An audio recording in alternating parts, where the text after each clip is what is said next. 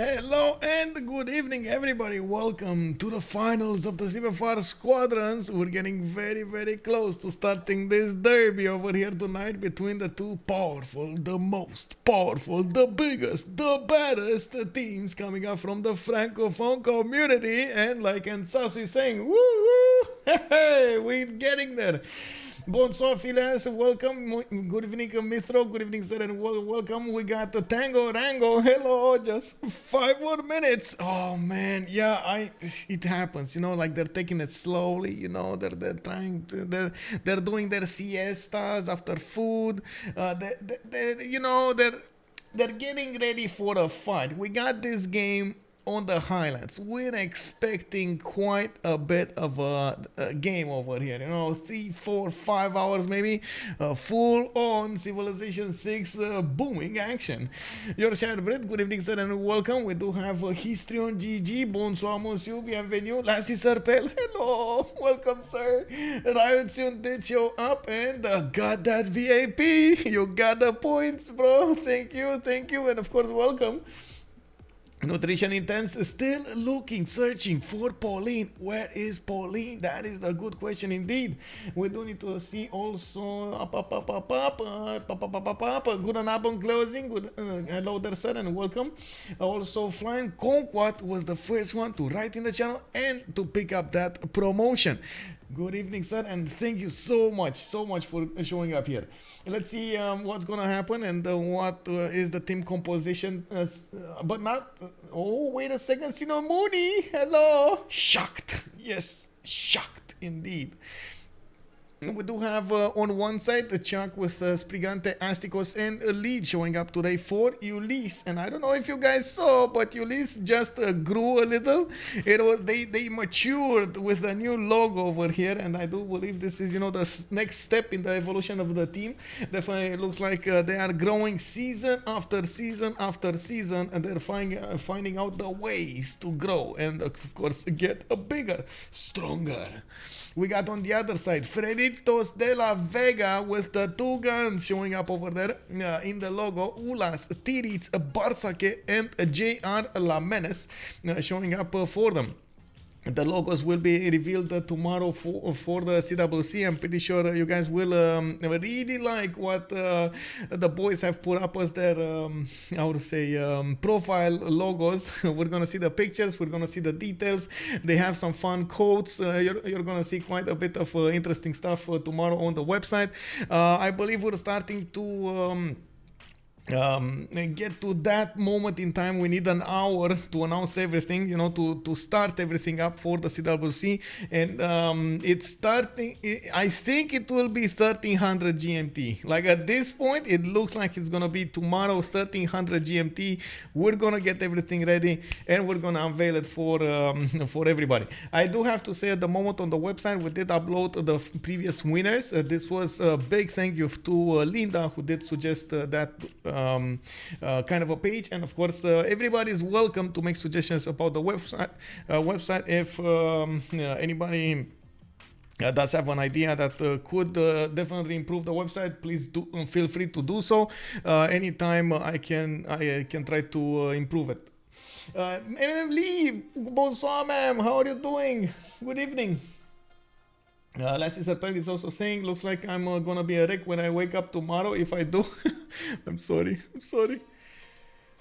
Yeah, well, I hope you're gonna have a fun time. Whenever you have one of these nights, you definitely wanna have fun, get the most of it, get some entertainment value, get some, some kind of memories, try to get some emotions going, and or try to get some knowledge, and of course, being with so many amazing players over here in the lobby, you can imagine we can do all of that. We're probably gonna see some insane strategies. We're probably gonna see some out of the blue mechanics used. I do believe we do have players that do like to dabble a little bit in the unknown, so we're gonna need to see what they're gonna pull out of their hats tonight. We do have active ban phase. It looks like Russia is gonna be taken out immediately, and we might actually see something like Canada as well. Bull Moose looks like to be a targeted ban for Lege, he really likes to play something like Bulmus a lot of the times, and as you can see over here, it got immediately taken down. Since it is Highlands, we will probably gonna see a lot of seeming civilizations being picked up first.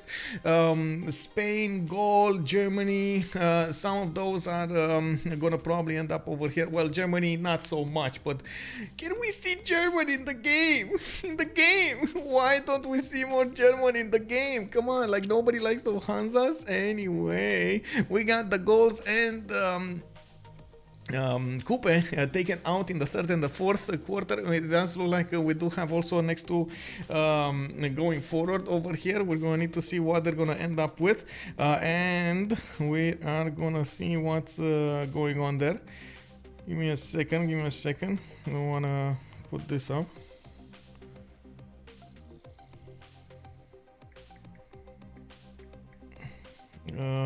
Oh, I did actually get something to repeat. Okay, we need to see the last two bands over here, so we're gonna see whatever comes to the picks, and we're gonna okay, Sinonumi here is suggesting Eleanor, Cree, Monty to be banned, and of course seeing we do have only two slots, somebody's gonna get through. We're probably gonna see also Vicky get through. It looks like Cree was the one that got taken out. Definitely a stronger civilization. We've seen quite a few games in the past weeks on this map with Korea, so that is definitely an option. Ethiopia also getting a ban. It looks the players did try it out, and then they said, you know what, it wasn't enough. The nerf that actually got through with a BBG was not enough to make Ethiopia playable on Highlands, and it didn't actually get any kind of additional play on the other maps either. As you've seen, we didn't actually have it picked more often than not. We do need to see what they're gonna go for. Chuck is gonna have the first option to pick a civilization, and he's of course from Team Ulyss. They do need to think really careful how they're gonna start this off, especially since they're gonna set the trend for the rest of the draft over here. I'm pretty sure Ulhas and Titiits are just waiting over there to adapt to the first choice, and it looks like Chuck is keeping us waiting. He's gonna go for the Musa, the Mansa Musa. He's gonna get the gold. He's gonna get the desert. He's gonna get his Mandecalus to punch his opponents over there. We do need to see also Ulhas and Titiits. Now they're shocked.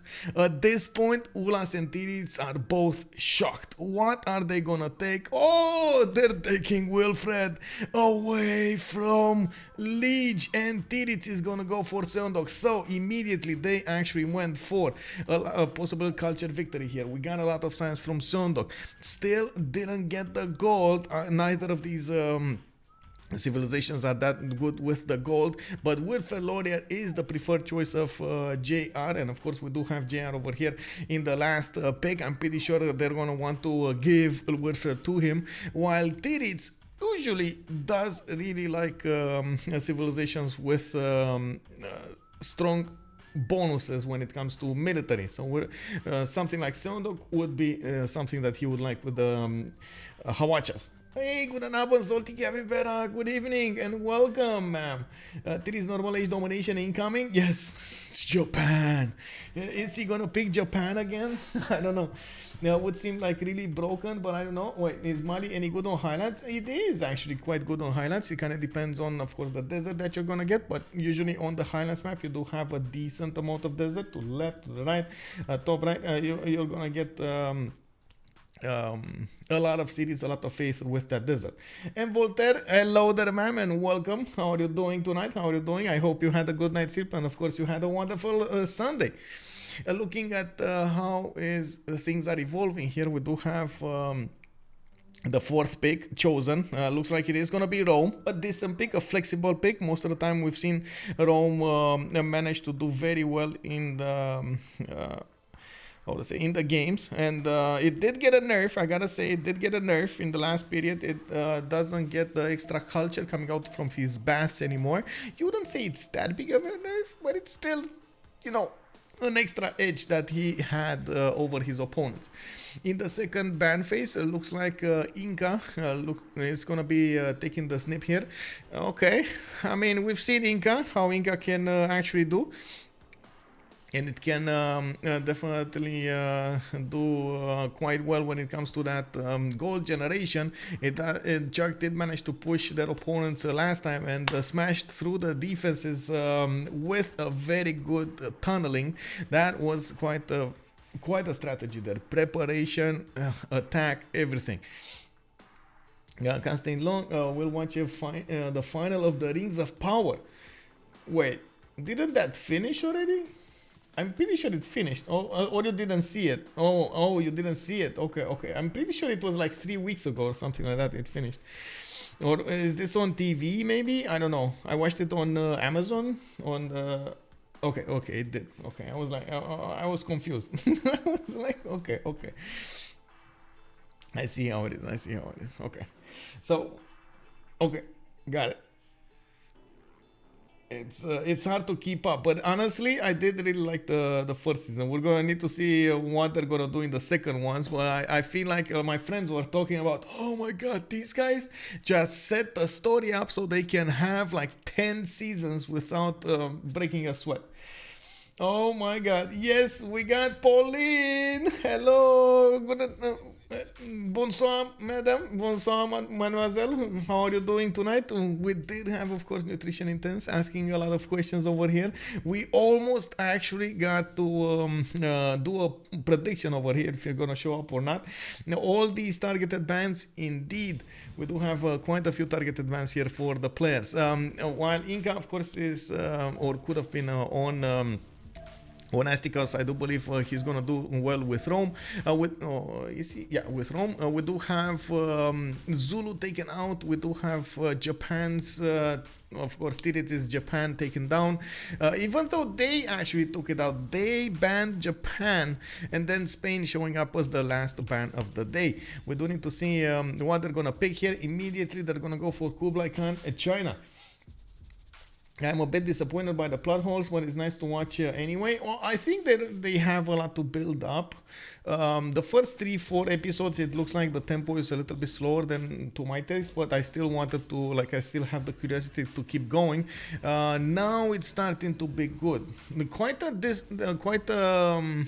different kind of storytelling, for example, with between it and Andor. If I could compare the Disney Plus series, Andor, or Obi-Wan, totally different. Like the tempo over there on Disney is, man, on point over there, on point. They're building up, they're getting the story, they're getting the details, they're getting the action coupled with some nice developing scenes. Very nice. Japan for Sprig, maybe. Yeah, it might be. Titiits plus Japan is so OP that the own team want to ban it. Too imbalanced, no fun. Exactly, they wanted to give a chance to their opponents there. And we do have Astikos going for Saladin. Oh, Astikos showing up. Is this gonna be Astikos time? He gonna go. He gonna get it. We got Lege going for Dido here, and it looks like he is gonna try to get the gold and expand as wide as possible. We've seen Lege do this multiple times, and I'm pretty sure he's gonna try to do it again. I feel like I won't get my Monty call correct. Oh, wait, no Monty. Why do you think no Monty? What is this pick? Is he? Oh, okay. He's still picking. My heart jumped a little bit. Is this gonna be Simon Bolivar going here on the Laneros with the Commandant General, with the possibility to smash his opponents with guitars? No, not that. Okay. Well, it is Victoria. Okay, it is Victoria. They're gonna go Victoria. Okay. They're not gonna smash their opponents with guitars. Okay. They're gonna kill them with boats. Okay, I see how it is. Victoria over here getting picked by Ulhas. Okay.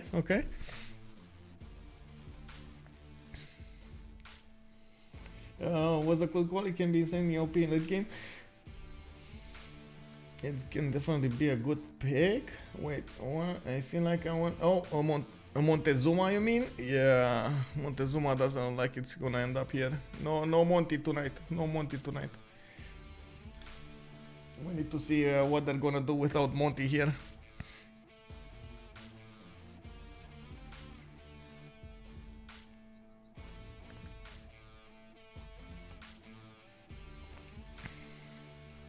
I do have to say, I do have to say something. First of all, let me actually activate a plugin here for the website. Second of all, the game is also streamed on Freritos' Twitch. Let me actually find out what his Twitch is so I can advertise it a little. There we go. There we go. I found it. It's there. So big shout out to Big Freritos over here. He is gonna stream for the French community, of course in French, the finals of the CivFR Squadrons. They had a long journey to get here. I believe they actually had 14 games. It was in the first division in the quote-unquote group stage. They did have to go against the opponents, all of the other opponents 2 times, so a double round robin. We did also have them starting to do a few playoffs. We had them fighting for the last 1 or 2 weeks in the playoffs, and right now they ended up with the last best of 3 series to go for. It's gonna be something. It's gonna be something. 2 competitions, 2 big competitions are actually finalized in this week, and the CivFR Premier, and I do believe the CivFR Squadrons is coming to an end. We do have a few best of 3 series to decide, or even best of 1s to decide who's gonna move up, who's gonna move down from each of the groups. And I believe Majak is also preparing a redesign of the tournament of the CPL Premier League. A few touches over here so he can couple it with the qualifiers for the next one. And tournaments will start again on January, and we're gonna have a bit of a pause for the CWC. The CWC, of course, starting up next week. We're gonna have a lot of games. Looks like they're gonna be like what, 8 games per week or something like that, and we're gonna need to see what kind of results we're gonna get, and of course when we're gonna go into what teams are gonna go into the playoffs before Christmas. We're gonna find those answers. Let me see how this goes. I think we need to, there we go, we need to ready up. We do have Chuck, by the way, with Mansa Musa, JL Amensense with Wilfred Laurier. Titiits is gonna be with Korea. I nailed it. I told you, man. He wants the big guns over here. Titiits is like, oh, watch my hawacha. We got Ulhas here with Kublai Khan, China. Astikos is gonna be on Rome. Oh, so wait. It's not gonna be Saladin played by. Okay, this is a bit. Oh my God, this is, you know, confusing to me. Like at this point I feel like I'm in the clouds over here. So we're gonna have new things from a lot of the players. Chuck, Mansa Musa, Astikos on Rome, we know him, like he gonna be good. We know that Monastikos is famous. Sprig, Dido, okay, I mean, have you I don't think I've seen Sprig that much on Dido, but definitely I trust his abilities with Dido. And then Lege is gonna go Saladin. What is happening with the world? You know, like what my world has been shattered. Oh man. On the other side, yes, definitely Titiits, it's welcome on Korea. We know him, very good. The JR Canada, ooh, he might actually go for the win. Ulhas is gonna be Kublai Khan, China, and then BartSake, the gold generator, is gonna come up with Victoria. We will need to see how this is gonna fare. Lege Arabia, yeah.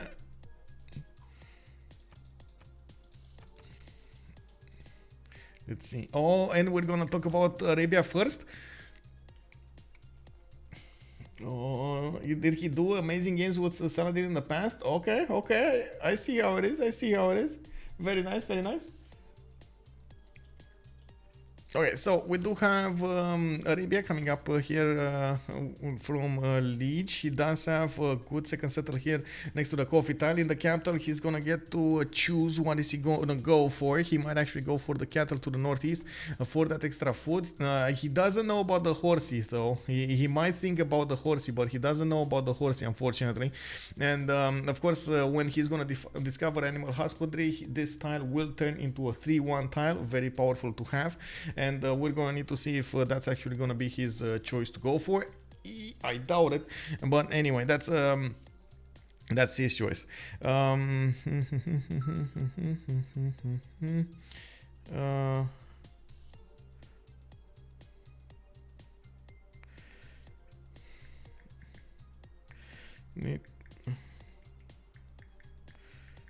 One second over here, because otherwise I'm gonna miss this. I think I need to write from PC, because otherwise I'm definitely gonna miss this.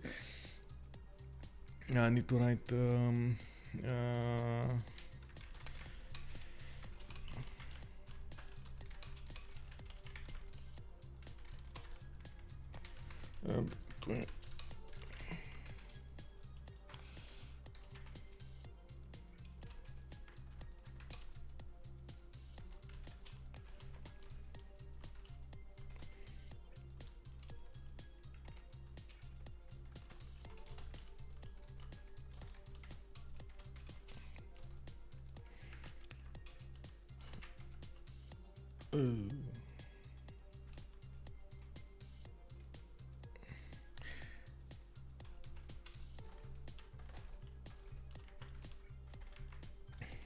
man.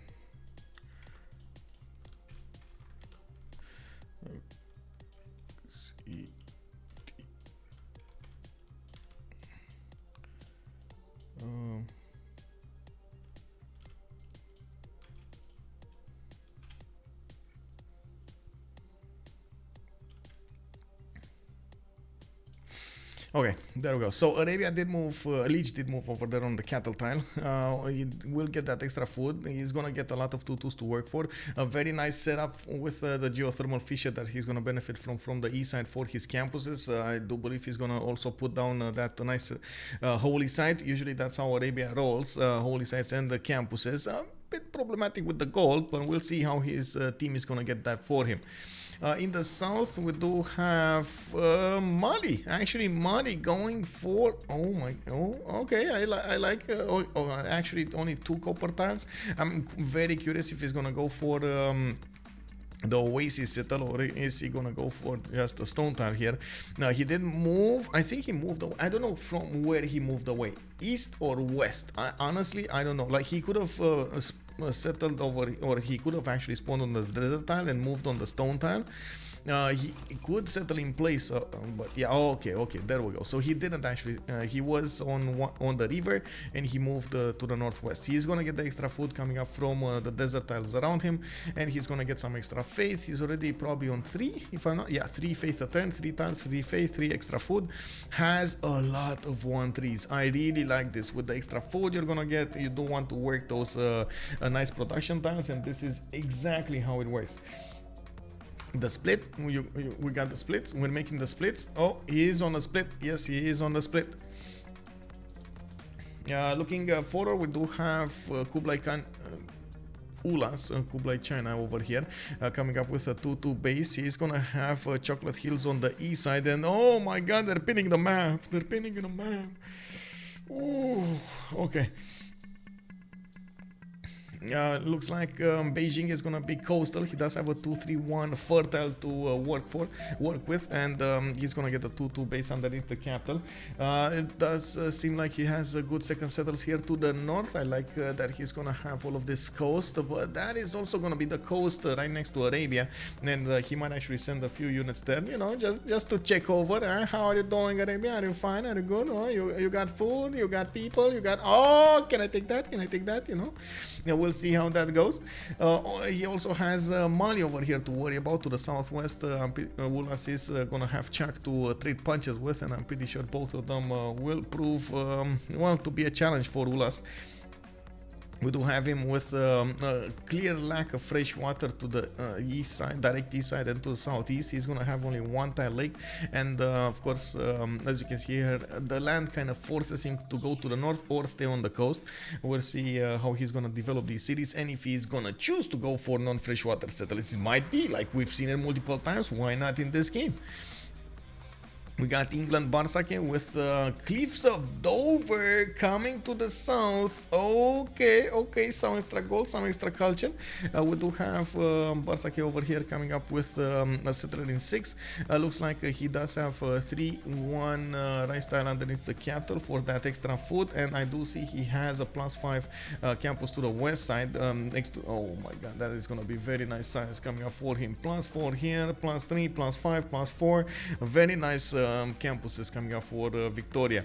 BartSake definitely has a way to sim. He's also gonna be relatively close to Dido, just across the pond, as they like to say it. BartSake is gonna need to cross some land, but he's gonna get there to the city of Tyre. And Sprig is gonna get his 2-2 base with a 2-2 sheep tile to use. Does have a much bigger pond to play in than BartSake does have to the north, and I do see a lot more resources on the coast here. But he doesn't have, you know, there's some good stuff on the north. He doesn't have the Cliffs of Dover, you know, just doesn't have the Cliffs of Dover. Yes, exactly. Brenneshen, definitely. I'm ignoring the Chocolate Hills. Exactly. I didn't say. I did not. I talked about the Chocolate Hills. Why you talk? Man, I'm getting bullied over here. No, I'm kidding.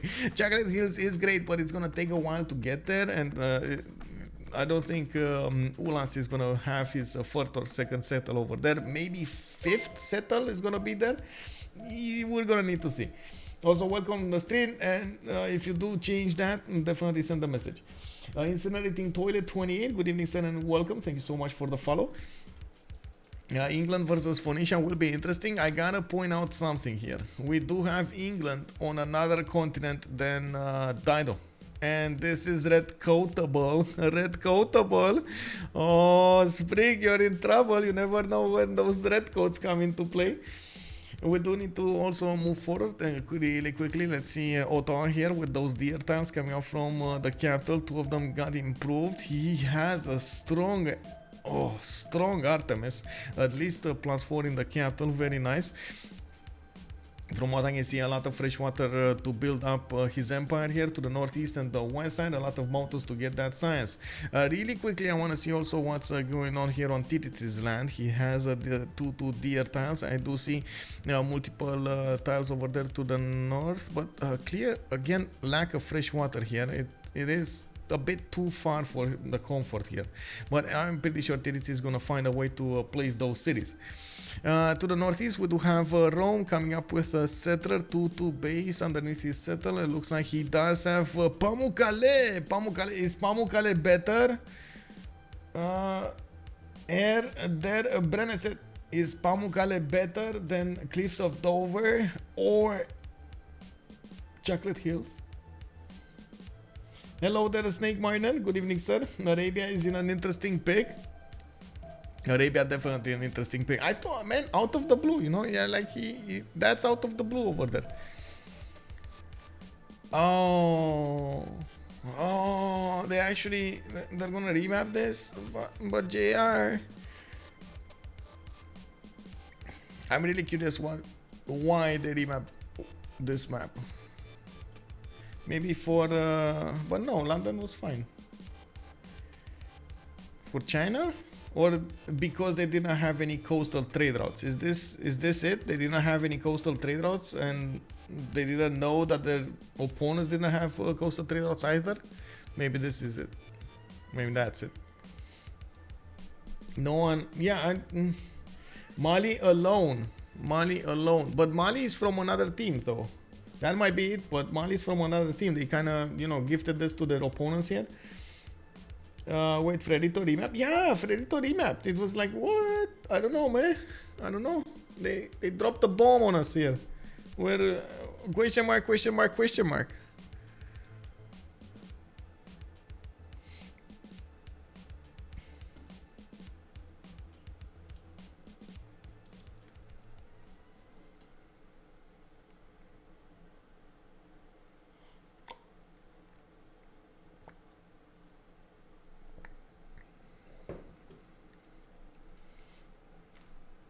Yeah. I mean, honestly, Mali did have a good spawn over there. With a lot of desert, a lot of desert, a lot of production tiles next to it. The forest, the 1-3s were amazing there. Bonsoir Afifi, bienvenue, bienvenue monsieur. Metro also, good evening sir. No one had a bad settle. Indeed, no one had a bad settle. Oh, I think I did say that, but oh well. Sometimes, you know, I get old. With age, it happens. England coming up to the northwest. This time, BartSake is gonna get a much larger pond to play in. You know, like he's gonna get the fish all around. I do see he's gonna also get some bananas. The 3-2s are appearing here. In the cattle, he's gonna have a 2-2 base with 1-3s to work for. I see a sheep tile here to the west side and a reef tile also. That's a 2-on-1 reef on the coast. Let's actually see. Yeah, he needs to unplug. Bones Ulyss, thank you so much for the follow. Much appreciated.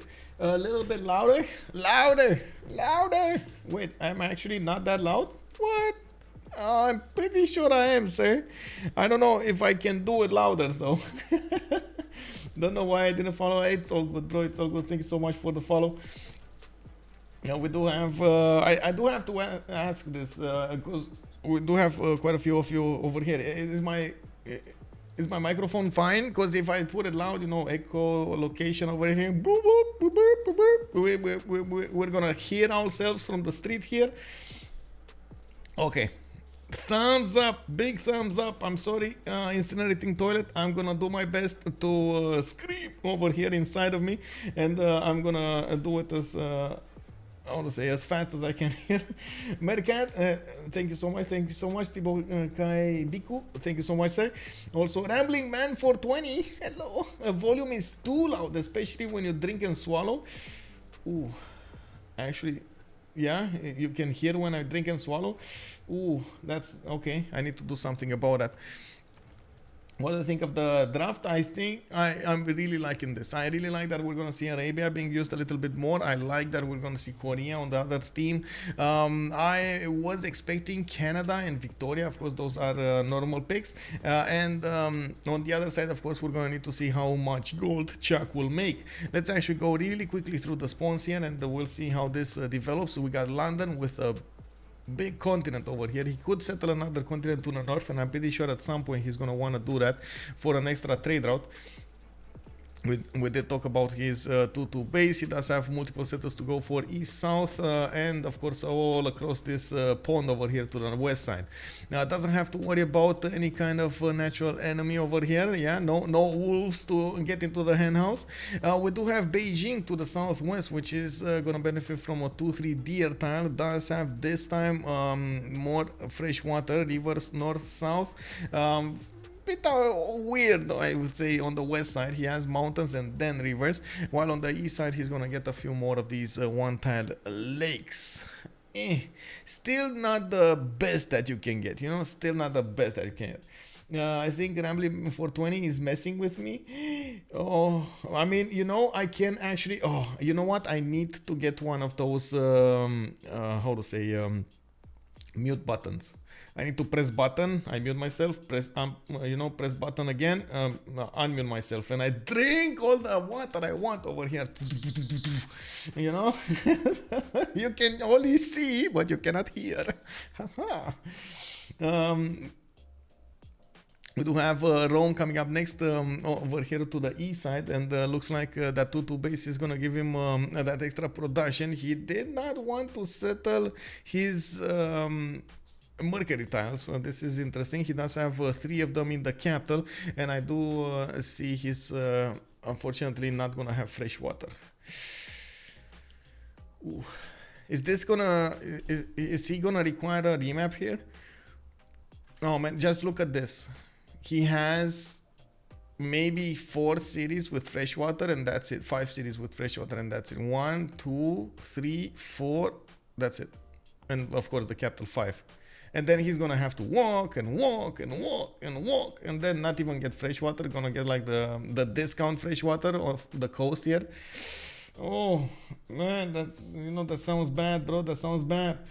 He'll put a bath in. Yeah, true. But I mean, still, do you want to build a bath or do you want to get faster pop? You know. Anyway, we're gonna need to see. Astikos definitely can pull it off. If there's somebody, I wouldn't even. Honestly, I wouldn't be surprised if we see Rome start up with holy sites and go feed the world. Like, I wouldn't be surprised, you know? Like, we know Astikos is pulling strategies out of his hats every time we see him, so definitely something like this would be interesting. A lot of fields and mountains, no reason for Rome to leave. And we got Dan Brennesel here telling us about this. Yeah. I mean, don't give it. I don't know when it happens. It might be. We got over here Korea coming up with Gyeongju. He is gonna get his 2 on base. Interesting that he didn't go for the 2-2. One tile to the north. Maybe he actually spawned on a southern tile or something. So he didn't get the idea. Oh no, I know why. There were no other 2-2s around here. That's why. Still gonna get a very strong Seon to the north, and I do see he's benefiting from a decent amount of settles to the south. Basically, the land is kind of forcing him to go south-southwest towards Rome. This is gonna be actually quite interesting. Astik was in danger of seeing some hawachas of the wrong end. I'm pretty sure those spears will pierce his units at some point. You do know, by the way, have you ever seen the shots of the hawachas? They're not actually like the bombards with the massive cannonballs. They're actually how to say arrows. A lot of arrows put into one single cannon, and they shoot arrows. You know, much more chops for Korea indeed. We do have next up Mali coming up. Fortunately with a different spawn, but he still has, I like to say, he still has a good land to settle. 1-3s to work for. He does have some geothermal fissures, and from what I can see, he's gonna get a nice second settle to the northwest. Is okay, good. Third city as well to the west side. Pamukkale much further away to the west, far away from everybody. He's extremely isolated, far away from everybody, and he's probably gonna like this. He can't really know that he's so far away from everybody, but we do know. You know, in our hearts, we will transmit the positive energy towards the big Jack over here, so he knows he is safe from the elements. We got to the north over here, the city of Tyre. We got Spriggante coming up with his 3-2 bananas. He does have quite a few cities over here to the east side, and I do see he's gonna get some 1-10 legs to the west as well, southwest. Okay, not bad this time. He's probably still gonna want to stay on the coast much more than settling the lakes, but you gotta do what you gotta do. So I'm pretty sure we're gonna see a city here, and maybe even one on the rivers over here. Well, it is what it is. On Arabia, we do have Cairo. Oh, this is not good on Arabia. Halong Bay. Oh, well, Reg is probably gonna find it out, but this is actually not that good. We don't have him with a lot of freshwater settles. He does have that river snaking away to the north, and from what I can see, we do have a settler coming up in 3. 2-1 Tobacco. He is going to get a faster Pantheon and has good mountains to place his campuses if he wants to. But usually, I gotta say, Arabia does prefer to get campuses next to holy sites for extra adjacency. Madrasas are just going to be booming. And we're going to see him just explode at some point with science. He's going to go, you know, like the turometer of a very big muscle car over there. He's going to be like... you know, you just place the pedal to the floor and vroom. We got Ottawa coming up here for JR, and looks like we do need to see if they're gonna want to remap this or not. Looks like he's also gonna be quite close to Kublai. It's okay. We do need to see if they're gonna fight anytime soon. On Canada, we do have him with a decent amount of fresh water. I do see his land is also gonna be quite nice for the later stage of the game, for those national parks. And from what I noticed, he does have a decent amount of chops to go for. I like his mountains here and there. I don't like that he doesn't have deer tiles in the capital, though. No deer tile in the capital does mean no Temple of Artemis. No amazingness. You've seen last time in the last map he did have a +4. This time 0 Temple of Artemis. That doesn't sound good, does it? On the last civilization here on China, we do have him coming up with a settler in 2, and looks like oh, we did talk about China, didn't we? We did talk about China. It's fine. Okay. Oh, wait, Lege actually wanted to remap and everybody else didn't. Ooh.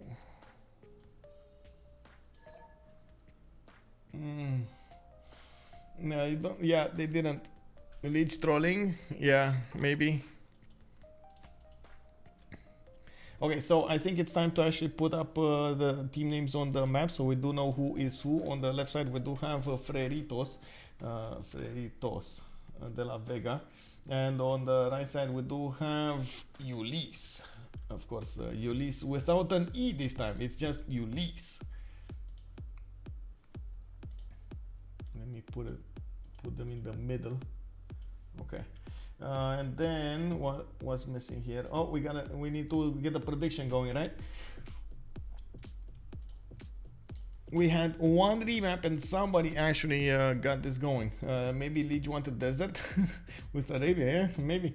Yeah, we got somebody who got this. Who got this? 2 winners actually. We got Nasasu and Victorious from Brazil. Bom dia, senor. You won. You got it. You got the points here.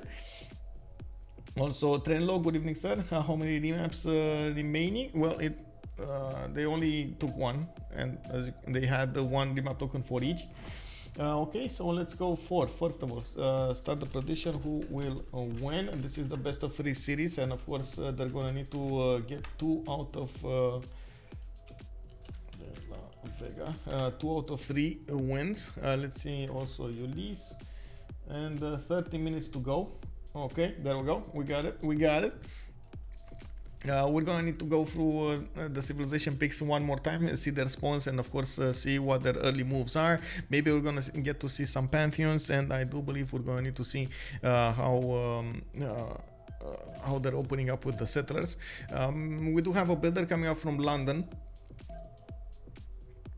A bit surprising, I gotta say, coming up with a builder but no refish tile or something like that from an early stage. It is gonna be something that he's gonna need to figure out to use. Usually you do want to wait a little bit if you don't have that many good resources to work for. Maybe you do want to wait until you're gonna build a builder. He still probably will want to get Celestial Navigation boost. I don't think there's anybody from his team to get that for him, so that means he still needs to improve 2 of the sea resources of his empire. We do have another settler coming up in 7 turns. He has iron in the capital in the first ring, and horses are going to be very close to his second settle. I'm curious, where is he gonna go? Oh, okay, there we go. He's gonna go for the 1 tile lake and not the coast. He's probably gonna buy out that banana tile to the southwest, and he's gonna have horses in the second ring to the west side. To mine, hello there, sir, and welcome. We do have quite a bit of land for him to keep on settling to the east side, and I do see they are coming close to Singapore. Singapore does have a 3-charge builder, and BartSake is menacingly looking at that. He's trying to figure out, okay, if I take this builder, can I actually get back home in safety? We've seen it multiple times what happens when you actually attack a city-state and the city-state strikes back. Oh, sometimes they take cities, bro. They're very, man, these are nasty creatures, you know, the city-states, nasty creatures. They do whatever they want. We got over here Rome coming up with a settler going to the south. He's gonna try to get a settle on the wine, or next to that wine tile. That is a good tile to work at the beginning, a 2-3-1. He's gonna get probably a 2-2 somewhere, and I'm actually quite curious, where is he actually gonna settle exactly on the tile? On which tile does he want to settle? Here would be min-maxing his cities, here would be just for ease of choice, and so on and so forth. We do have him benefiting from a rice tile. He did buy it from 3 tiles away. He did improve one of his wheat tiles for a little bit of extra food, and I do see him already on almost to 4th pop. He does have a settler coming up in 6, and no pantheon yet. Does benefit from an iron tile 3 tiles away to the north. We do have him with also a horse tile 3 tiles away to the west side. Those resources are extremely expensive, Can confirm Singaporeans are scary. Camillus Manek, good evening, sir. Sorry, Michael, sorry I missed the draft. There is an auto ban civilization in Squadrons. Also, what current auto ban civs in CPN and what civs will be in CWC? Babylon is the only one, as far as I know, that is still banned. The rest of them are left out in the open. There was a discussion at some point, but on the CPL Premier League is a bit different, though. I believe there are civilizations banned there, but I forgot exactly which ones. Let me see really quickly here. Info and news. There were.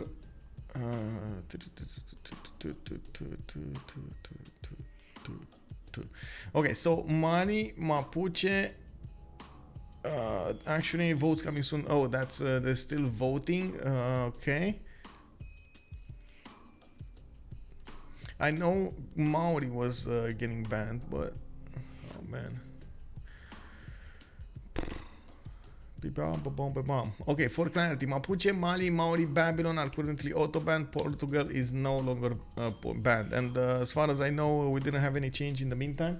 We didn't have votes. I think Menjak was meaning to put some votes, but then the season ended. So we were like, okay, we're going to use that for the next season. It's all good.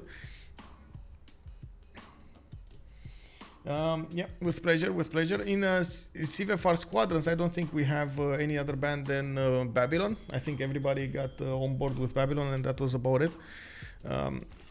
As far as I've seen in the drafts, we do have next up Korea to talk about. The city of Gwangju and Jinju are already building up those Seons. We do have him also going for a settler in 2 turns, and he did get very good placement for his Seons. 4 mines next to the Jinju one.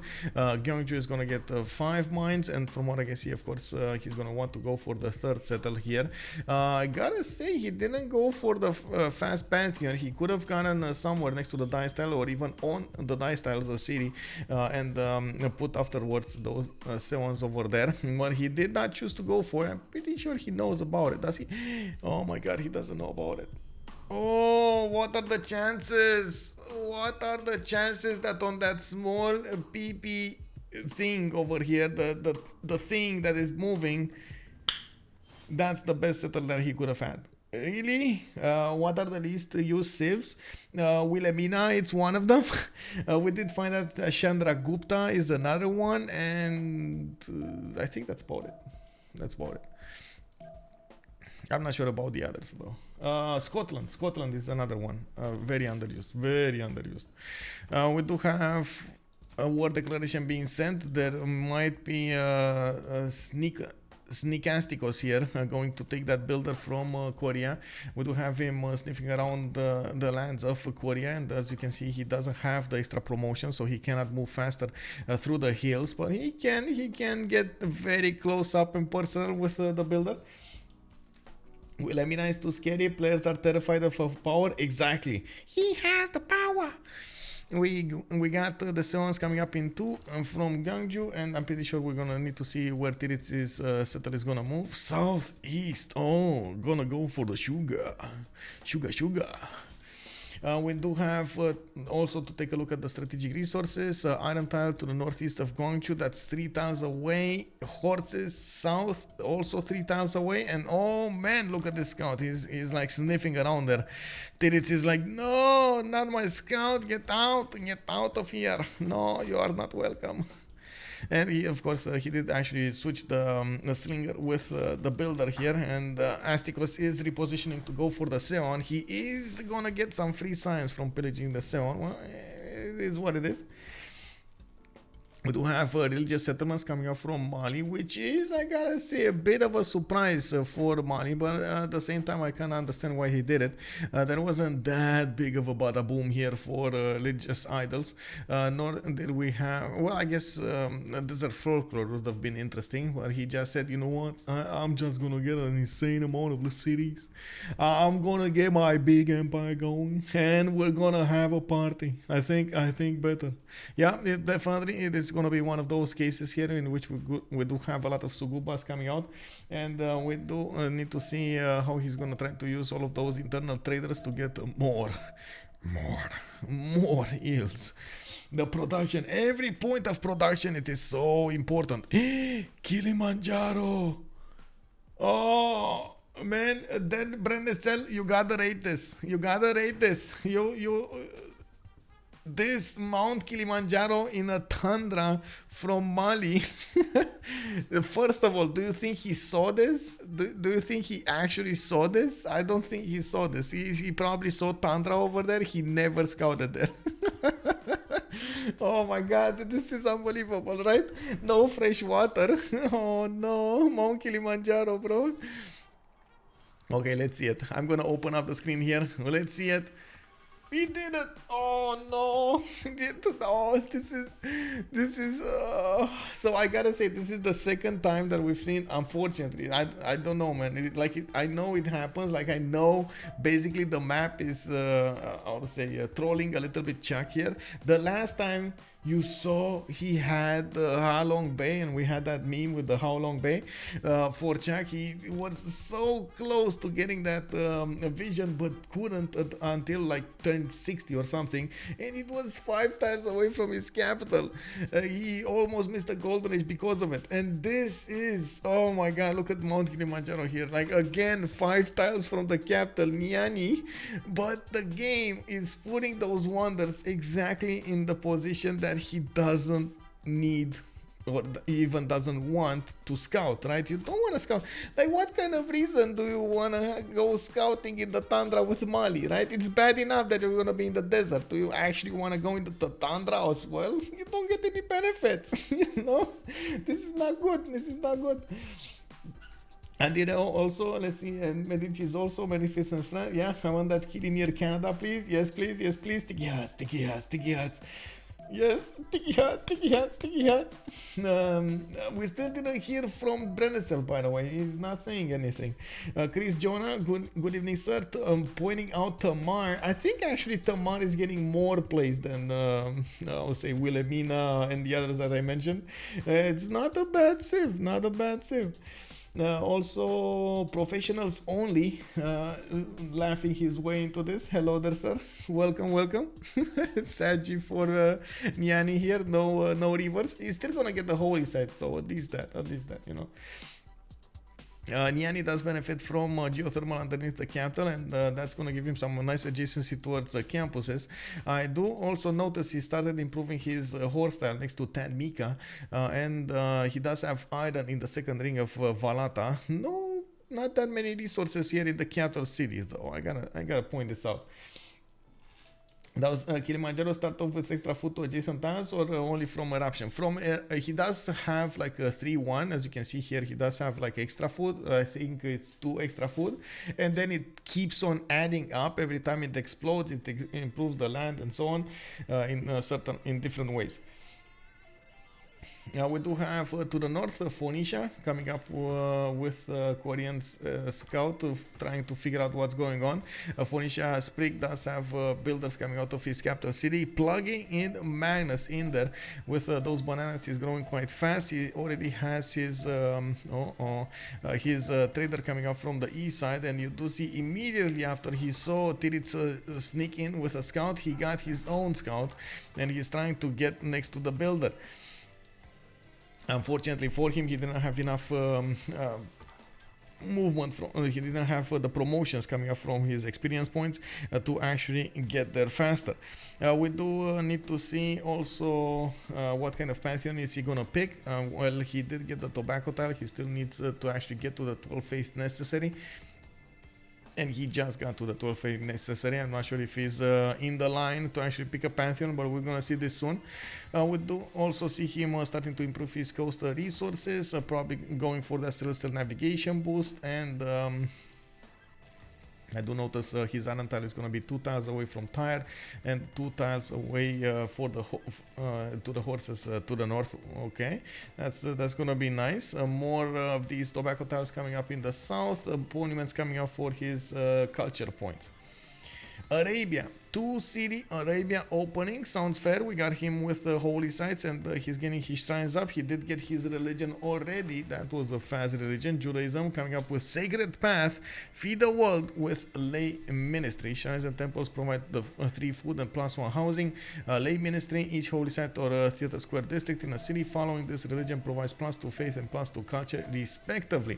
Of course, a lot of faith will be generated by this, but the gold is just not gonna be there. I gotta say it from now. The thing is, he got lucky. I gotta say, he got lucky with something. He got lucky with quite a few of these plantations. He's gonna get a little bit of gold, you know, a tiny amount of gold over here generated from those plantations. We do have some copper tiles to the northwest that he could get. Cotton, okay, you know, some tiles. He's on a double continent split, very nice. That military was surely a deny for Mali. It could be. Imagine Kili plus St. Basil Cathedral. I am drooling even just thinking about it. Yes, exactly. Even better if I Jokul. Yeah, even that. Yeah, it could work. Yeah. Moksha going into the city of Cairo. I do see him starting up his next tier settlers here from Medina and that city center, the capital city center, and we do need to see how his scouting is working. He is going to the north. He doesn't know that much about the west side, and he did manage to figure out what's going on to Canada. It looks like he also tried to pillage a few tiles of Ottawa and got kicked out. Canada did manage to kill a scout or something over there, because that doesn't have vision anymore anywhere. You see, there's no more unit alive that actually discovered this. Ooh, rest in peace, my friend. Rest in peace. Next up, we do have JR coming up with religious idols. This is quite interesting. We didn't see it that many times picked up by Canada, but he does have a decent amount of tiles that he could improve with religious idols. You can see the copper mines are already up and running. 3 of them at the count. Actually, yeah, 3 of them at the count, with extra faith and extra gold coming up over there. I'm a bit how to say blind. Okay, how do you say in English when you're like not blind but half blind? We call it like chiori in Romanian. It's like you're not blind, you can still see stuff, but you can't see stuff clearly. Is there a word? That's why they got me. What? They got Mali? Oh yeah, for the gold. We do need to see also those holy sites starting to come out of the cities of Canada. We do have quite a few of those shrines being built, and I do see the monuments coming up here. Bloody? I'm bloody? Impaired? What? No, it's no. Doesn't sound good, bro. Doesn't sound good. Let's see. Cure. No.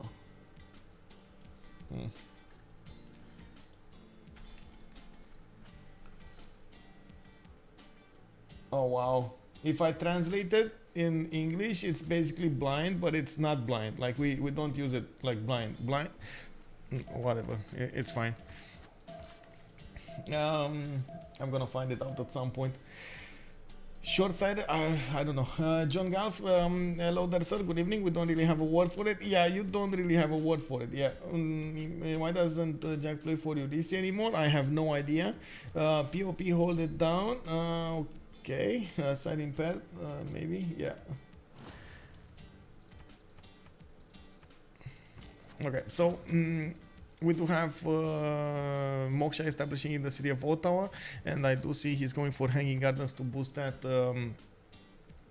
Civic, the Rama and Poetry. We do have him going for 9ters. Oh, he's gonna need to be faster than this to actually boost that Drama and Poetry. He's gonna need to get a religion as well. He's already starting to acquire a decent amount of great prophet points. On 2 great prophet points, he's gonna get 3 points next turn from per turn from the shrine, and we do see him finishing up another holy site in 3 from Hamilton. Pretty sure he's gonna go for a monumentality age here, and I do like that he's getting that extra faith per turn coming up from his religious idols. Coming up in his strategic resources, we do have horses in the third tile of Ottawa. He does have iron in the third tile of Ottawa as well. No other strategic resources in Toronto. Hamilton does have an iron tile 3 tiles away. Very expensive resources here for Canada. These are actually very expensive.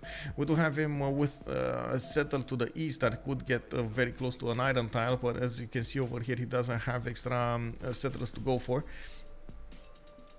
Next, and I think this will be the last one that we're gonna talk to explain his spawn here. We do have a City Patreon goddess coming up for Kublai Khan China. Ulhas is getting his commercial hubs. I do see here settlers coming up in 2 from Guangzhou. That's gonna be 5th settle because he already has one from Beijing going to the north somewhere. And of course, he is gonna get very quickly the merchants. Unfortunately, he's too late. Too late. Mali is there. Zhang Qiang is gonna get recruited here, and you can see the extra $3 capacity is gonna be Mali's. Mali. And we don't have him with the money. And looks like we got more monuments coming up from Xi'an. He's switching to a builder here to probably improve some of his tiles. Does have a horse tile to the west side in the second ring of Beijing, and I do see he has a clear lack of iron in the first 2 cities. This Xi'an city is actually next to an iron tile, but it is 3 tiles away in the tundra. I can't really say he's gonna be, that incentivized to go there.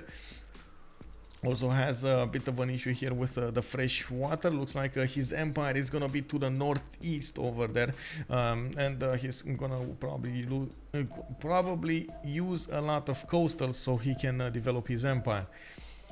How pretentious is it for Silvana to have his name on a game? Well, I mean, he made the game. That's his brand name. It is what it is. I gotta like whenever you're gonna put a name on something, man, you gotta take care of it. Like it's your name there. It's your baby. Like you gotta take care of it. You gotta pay very well attention to all of the details. Everything needs to be so tight and clean. Ulyss was an international team. Ulyss is purely French one for the CivFR League. I believe there were quite a few experiments that Lege did do. This is also not something that I can say that I know from him. I just observed what he was doing, and I enjoyed that he did try out to see the reaction of the public, to see how everybody was synergizing next to each other, and he did try to bring together a team that he could have fun with. He could win games at the same time and be in multiple competitions also at the same time without that many restrictions. So I do believe he's trying to focus right now and trying as much as possible to get his A game going. What is gonna happen? How is the future gonna look like for him? He's the only one that's gonna know, honestly. I can't speak for him. I do talk, but it's like mostly like, oh, can you do that? Can you do that? Okay, I can help there. I can help there. Like this kind of small talk. We don't interact that much otherwise. Hello there, Favnir. Good evening, sir, and welcome. Also. Okay, so let's see what did transpire here in the games. We did have Mali getting his 4th settle, and it looks like Korea is coming up to scout his land, and at the same time try to snatch away some of his units. We do have Chuck trying to get an archer out to defend himself here, while he's building more settlers from his other cities.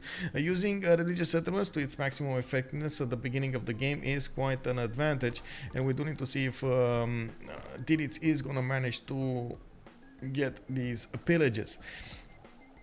We do have also, I gotta say, Chuck coming up with 13 faith attempts, 32 production, not bad for Mali, and he is putting down a lot of Suguba so he can acquire those great merchants. Probably was gonna work Magnus internals, and look at that, in the city of Niani he already has Magnus established with the Gavron Plaza, getting that extra food, extra production in there, and going for more builders.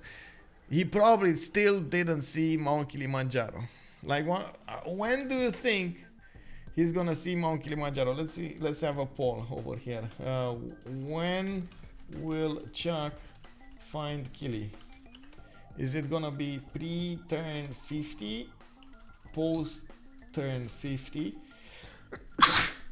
Oh, excusez-moi. Oh, or pre-turn 100. Let's see post-turn 100 as well. Let's put that as well. Anyway, what do you think, guys? What do you think? No international traders for Mali is too bad. Yeah, it's not good. Definitely, he would have needed the gold, but at the same time, I think he's gonna get a decent amount of gold from his lands, and I also believe he needs the production to grow. So we're gonna need to see how he's gonna try to get out of this. I do also notice he's gonna have an opportunity to actually settle coastal, and that's probably what he's doing here. You can see there's a settle going to the northeast. If he settles the stone tile, Phoenicia can actually come over here on that same lake, put a city next to the iron tile or somewhere around here, and start to connect their economies. But of course, at the beginning, Phoenicia is not going to be that incentivized to go for external trade routes. He also has Magnus internals. It's the growth that he's going to need at the beginning. Yeah, he's going to get the international trade routes later. It's usually... So, if I would have to say, it's usually at the Wieselbanken timing that you're gonna want to get those external trade routes. At the beginning of the game, a lot of the players, I've seen this happening so many times, they do prefer using that 1, 2, 3 trade routes that they get at the beginning of the game, pre-Wieselbanken, to actually use for internals, because they get cities much faster to improve, they get more stats from more districts, and they get to build units faster. And Wieselbanken does help them out when they get that, right? They still get the extra 2 food and the 2 production. Both, if you talk with your ally and coordinate to both get this is actually quite an improvement on your trade routes. We do have Korea coming up with fertility rights. I do see he's also going Magnus internals with Moksha in the second city. He is acquiring scientist points on 3 per turn. Mali did put one of those campuses down, and we don't have Hypatia first. It's gonna take a while until he's gonna get there. We did have also God of the Sea by BartSake. He did manage to get those sea tiles improved, and as you can see, Liverpool is an amazing city. We got him with a 4th settle coming up to the south next to those bananas, the rice tiles, the cocoa, the coffee, not the cocoa, the coffee tile. And we do have him with quite a few things happening, and I gotta say, it looks like post-turn 50, but pre-turn 100 is coming up with the votes over here. Okay, interesting choice. So you think he's definitely gonna put... Oh my god, is he... If he's gonna grow here, by the way, in the 1-2s, he's still not gonna see that. Even a forest fire? Oh my god, the land just keeps on trolling Chuck over here. I feel like at this point, oh man, Chuck. If only you go there to see what's happening in the tundra. Oh man. Can you imagine if he moves here on the 1-3, he's gonna see that Mount Kilimanjaro and he's gonna be like, I had that all of the time next to my city. Get a settler, get a settler, get a settler, you know. Bargal 76, good evening. Isn't minus 100 same as over 50? Yeah, but it kind of feels like it's close to minus 100, you know, like it's close to 100. Looks like we got a winner here, post 1050. So you know how you say in hours, when you talk about the hours, you don't say, oh, it's 4 and 7 minutes. You say it's 4, you know, like it's closer to 4, but not close enough to the quarter to say it's the quarter. You know, basically that's the same thing over here. Let's take a look also at the religion of Canada. He did manage to get the Buddhism, and Jesuit education is going to be the way here. May purchase campus and theater square district buildings with faith, and of course reduce cost by 15, and pilgrimage is going to give him that extra faith for each city following the religion. Interesting. He didn't go for something different like work ethic or going for culture or something. Interesting that he's choosing this Jesuit education. We're gonna need to check out how Canada is gonna use that faith to increase his advantages here. I'll say post turn 100, knowing how long bay, yeah, how long bay. Oh, and you're taking a sip of, oh my god, that is so amazing, by the way. I really like those emotes, I really like them. I need to get more emotes, bro, I need to get more emotes. He will know it's a Kilimanjaro, it's a 5-1 tile, a turn 32, it just doesn't happen for normal volcanoes. Yes, if only he goes there, right, if only he goes there. Look at this. Oh man. Oh man. You know what's funny? Me and Philsos are watching the same thing. It's unbelievable, but we're actually watching the same thing. Happening over here. We want to see when Chuck is going to discover the unknown.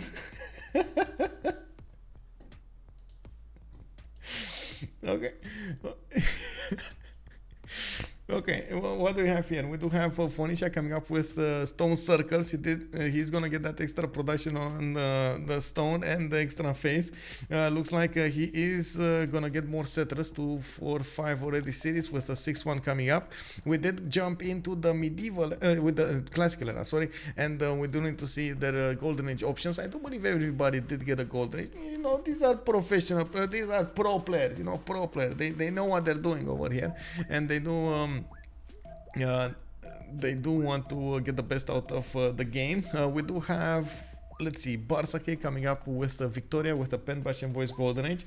He does have these 3 cities, gonna go for the 4th and the 5th, working on ancestral hall from the Gavron Plaza.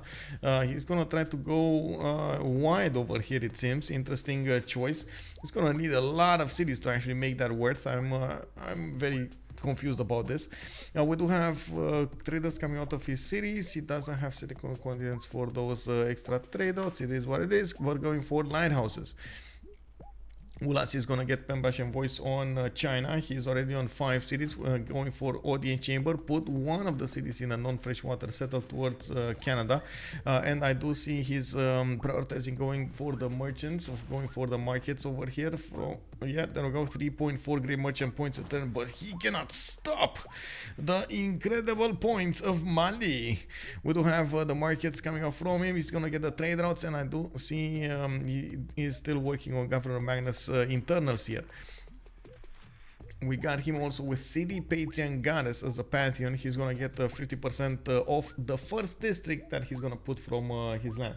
Also, Medicine 017, I can't seem to find your How Long Bay clip. Is it on Chuck Twitch? No, it's on my Twitch, but it's called Fog of War Strikes Again or something like that. I think I have it on my Discord. It's much easier on Discord. I usually share all of the clips I make on Discord. Let me see, Twitch clips, yeah, this one, the Fog of War Strikes Again. There we go. The archer will find it next time. Yeah, it did find it. Evrika, he did find it. He knows. Oh man, it's good. Yeah, with pleasure. So we do have pyramids coming up in 2 turns from Mali over here with pen bash and voice as the first golden age, not going for monumentality. He's going for that extra nice and juicy culture from his districts. 21 science and 22 culture with 14 faith a turn and 42 production. He just keeps on expanding, trying to get the most out of his districts, out of his land. Didn't go crazy with the holy sites. You can see he just got 1 holy site in Mika, and that's about it. And we do need to see also Korea coming up with 5 cities of his own. Did manage to get that fertility rights as a Pantheon, and I do see he's getting a little bit bullied here by Phoenicia scouts. He did manage to take care of the other one to the west side. What was that, a Victorian scout or something? Oh no, that was his ally, it's fine.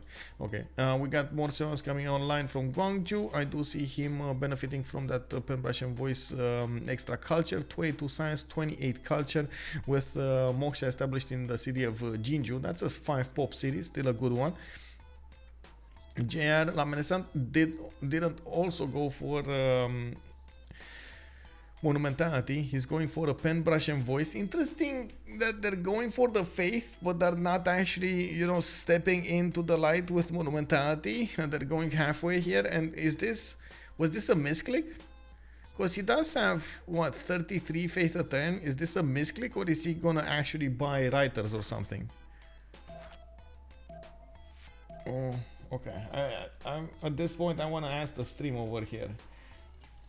Did Big JR misclick his Golden Age bonus?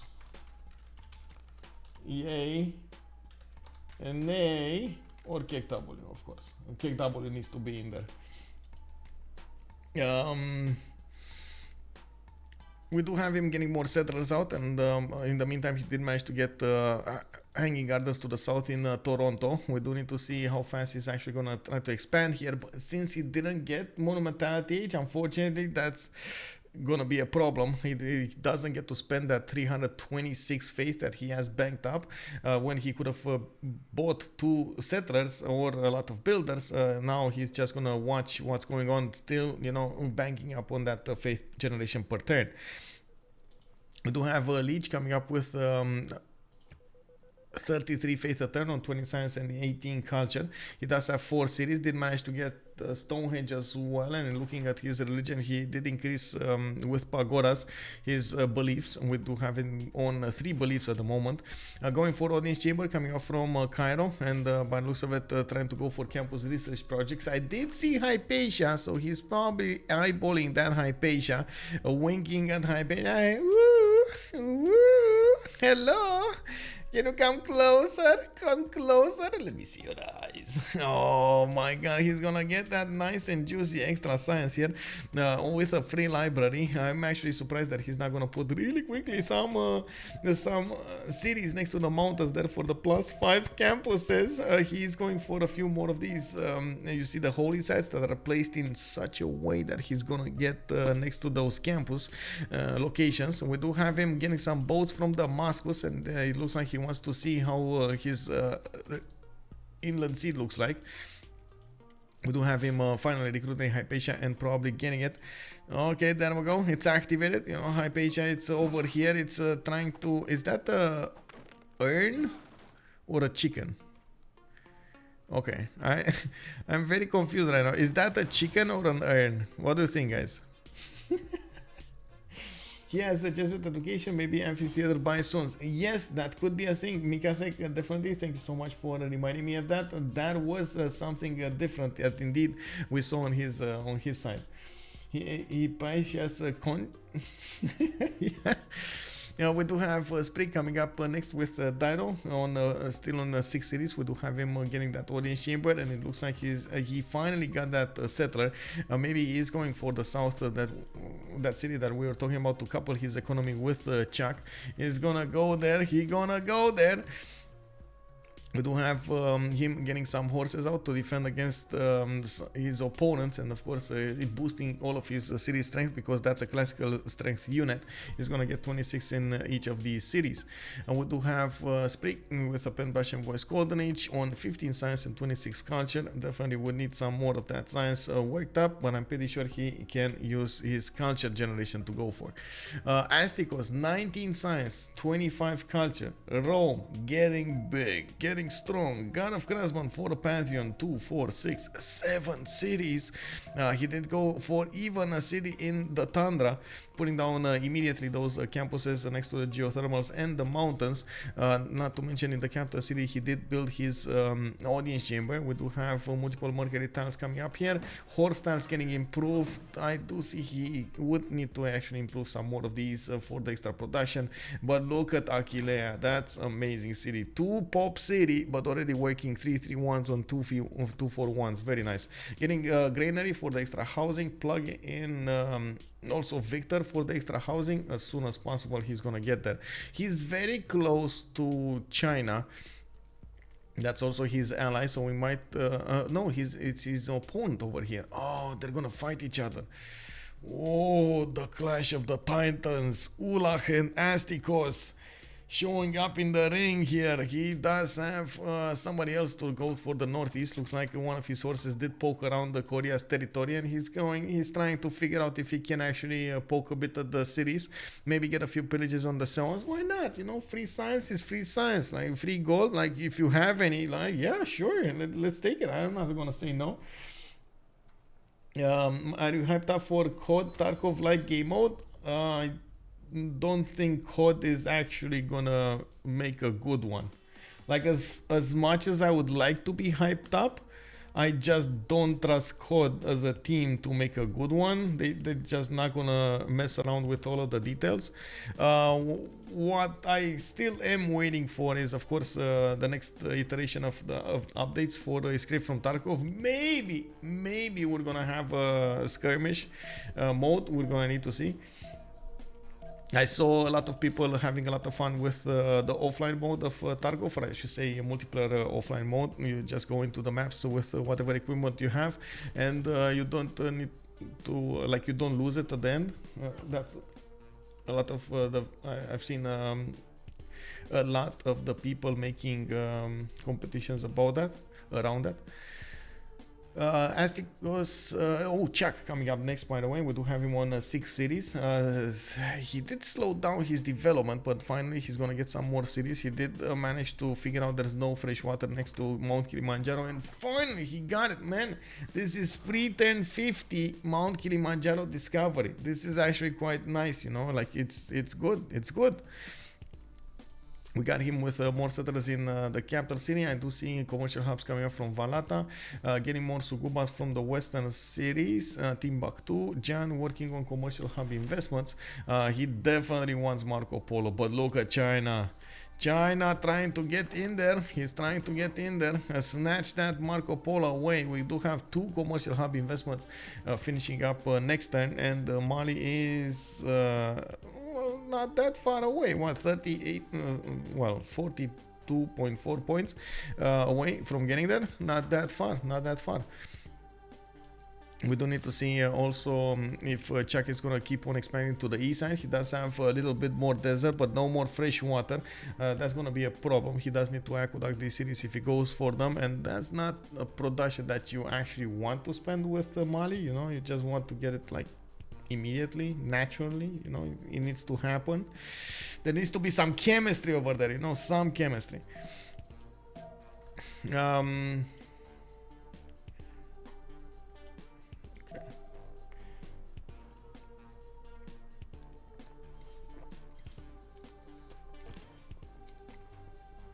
Oh man, now I'm thinking that every time I'm gonna drink, you're gonna hear me drink, and it's gonna be like oh, I'm sorry about that. Really sorry. Rambling man, you plugged it in my brain, bro. I'm not gonna get out of this. With pyramids, by the way, Mali is gonna get an extra build charge on each of his builders from now on, and not only that, but he's also gonna benefit from a free builder from the Wonder. I do see he did manage to get a trader, and he's gonna get Marco Polo. Mali coming in from Lakanach with a 58.9 points this time. He just needs to click that recruit button and activate Marco Polo for an extra trader. Very nice. We do need to see also how Lege is going to explode here. We do have him getting more settlers, finally getting his madrasas. This is actually relatively early here. 23 science and 20 culture, 64 faith at 10, 44 production, and we're 1040, and we do see him putting down temples. Would require a bit more extra food and housing in the city of Sana, so he can actually get a campus over there. And of course he keeps on building that holy site so he can get his shrines and temples in there, so he can actually get that extra food. He did go for feed the world, so yeah, you know, feed the world is the thing here. Extra housing, extra food. Let's take a quick peek at the city-states and see what do we have to handle. We got Granada with Kabul coming up for the military bonuses. We do have Singapore, Cardiff and Auckland for industry, and Auckland is going to be actually a very good one for either Sprig or Victoria. I believe Sprig might actually yeah, I think Sprig is going to benefit more from it. Oh, both of them saw it. And China coming in with scout going into Gen. He did manage to take away one of those builders. He did probably also discover Auckland for their team. BartSake might actually snatch it away from his opponents. Could do well because he does have already God of the Sea. Might as well get more production. Rome. We got Astikos going for the Tiki Hut, and he's gonna end up seeing BartSake as settler. This might be one of those encounters of the third kind. Yeah, man, this is how you get irradiated from the beginning. You know, you're definitely gonna get smacked over here later on in the game if this happens. Oh no, how is this possible? Astikos, what you gonna do, bro? Are you going in? BartSake, are you going in? Is this gonna happen? Are they? I'm pretty sure they don't see each other, right? No, they don't see each other. No, they don't see each other. Oh my god, this is gonna be such a surprise over here. Auckland off water should be illegal. Steal it. Yeah, well, Astikos is last moving. I don't know. Both of them have moves. Look at these guys have nerves of steel. You know, nerves of steel. They're waiting for those last seconds over here to get their bonuses in.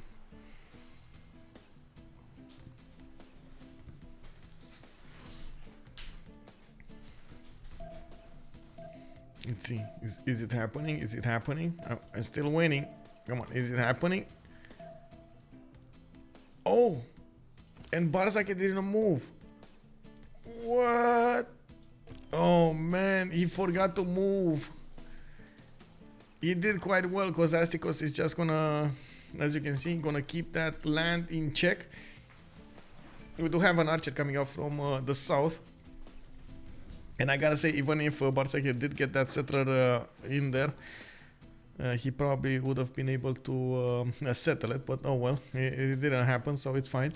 We do have BartSake with a few free boats. I do see him with more settlers coming from his cities, and we do have him starting to put down a lot of Navy dockyards with the campuses. Pembrush and Voice to go. I'd also noticed Titiits did manage to get 41 science and 41 culture, still on 5 cities, getting Zhang Heng as a scientist and starting to put his mines around his seance for that extra science, for the extra points of science that he's getting there. And we do have Victor establishing in Gongju, Liang coming up in Yangsan. Okay, looks like 5-1. Oh my god, that's a lot of food in Yangsan. Would definitely feel like he needs more cities here. He was getting poked by Rome with one of those horses. And you can see he did manage to push him back while Mali is stepping on one of his seons so it doesn't get built. Korea is probably going to need the support help of those horses from his main cities to get there and push out his opponent. We do have the first encampments being put down on the map. I see Rome going for an encampment from Ostia, while he's getting more campuses from Kume. As you can see, Rome over here does have a decent amount of science with culture, and this is just the beginning. He's starting to prepare to explode here. We do have multiple campuses that will need libraries, and I'm pretty sure he's gonna get the points. This actually campus is to the south of Kume. We did have this as a commercial. On Mali, we do need to see what's happening over here. Okay, China did manage to pillage that mine. We do have Mali getting an archer over there and with the ability to take out that scout. More settlers. He is gonna settle Mount Kilimanjaro. He can actually settle it next to that one tile mountain, so he can aqueduct it if he wants to. Can even chop the aqueduct if need be. These tiles to the south are actually quite good. Oh my god, look at this forest fire. This land, bro. Man, this is better than inland, like than grassland, than plains. Do you see what happened to the land here? 2-3 tiles, 3-2 tiles, 3-3s, 2-5 tiles.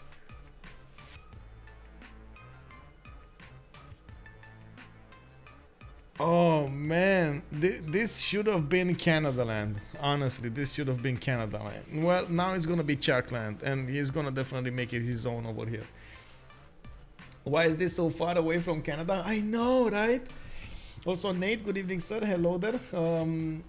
It's a game of chicken that neither know they're playing. Exactly. They don't know. Yeah.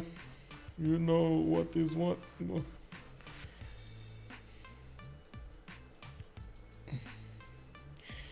Canada, Canada, Canada. How is he doing? He's getting his okay, theater squares.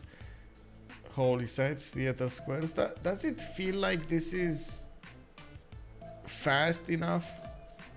It feels like this is way too slow. Doesn't it feel, guys, that this is way too slow? Turn 45, 4 cities, Canada. He's gonna get the 5th one soon, but oh man, that just isn't what we were expecting here. He's going for theater square next to Hamilton. He's gonna try to buy those buildings with faith, and of course you do see the building buys over here in the amphitheaters. We do have Theater Square Festival coming up from Toronto, while Moksha did establish a long time ago in Ottawa. Not that far away from Arabia to the north, and I'm pretty sure Arabia could try to sneak in some units at some point, but he has the same problem. He's only on 27 science and 25 culture, not the fastest expansion that we were expecting. Finally, he's gonna finish his madrasa next turn from Medina, and I'm pretty sure he's gonna put a few more of these unique universities. He's gonna get the science and the faith at the same time. And we do have more cities coming up on the east, on the west, Mecca next to the mountains with a +5 possible campus, but I'm pretty sure he's gonna want to get the holy site first. Damascus also going for the holy sites here, so the faith game is gonna be the priority.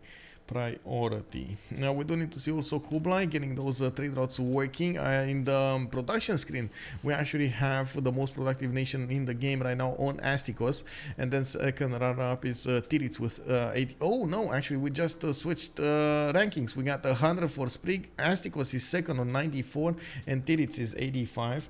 What happened on Sprig over here? What did he do? Phoenicia did manage to get Auckland. He got Auckland. Look at that extra production coming up on his seas. It's going for Temple of Artemis coming up from the city of Tyre, which is gonna give him quite a few bonuses over here. Just look at those plantations. Is it plantations also, right? If Artemis, Temple of Artemis. It's Camp Pasture Plantation. Camp Pasture Plantation. So 1, 2, 3, 4, 5. 6, 7, 8 Artemis, 8 plantation Artemis. Very nice, very nice. He's gonna need to improve them as soon as possible here and get all of those nice and juicy amenities throughout his cities. Wow, this is just gold as a Colosseum, man. We got a great bath coming up from Ugarit, and as you can see, Sprig is also getting the gold for his team, but not, oh my god, like look at Jack just explode with the gold. We got him on 137 gold a turn, still on 2, 4, 6, 7 cities Mali. I'm definitely surprised, by the way, he settled Odagost in this location instead of going 1 tile to the south so he can aqueduct. I guess he does have granaries to go for, and he doesn't care that much about population. Maybe, no? He's just gonna force his way out of the housing. The food is just gonna be, you know, like overwhelming. He's gonna get so much population and they don't care about the housing. They're gonna sleep anywhere. Even in Mount Kilimanjaro, they're gonna sleep. Commander King, better temple than yesterday? Definitely. That what was that? A 2 amenity temple or something like that? One of the worst temples we've seen ever.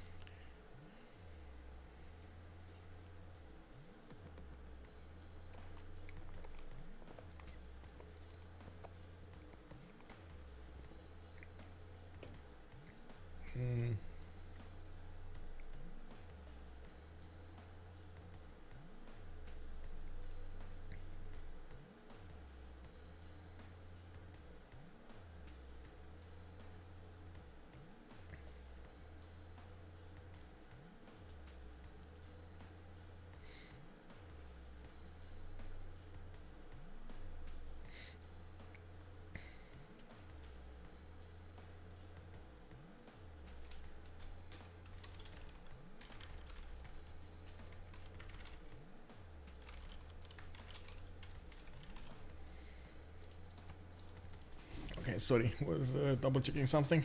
We do have builders coming up from KTY and more traders coming up from Sidon.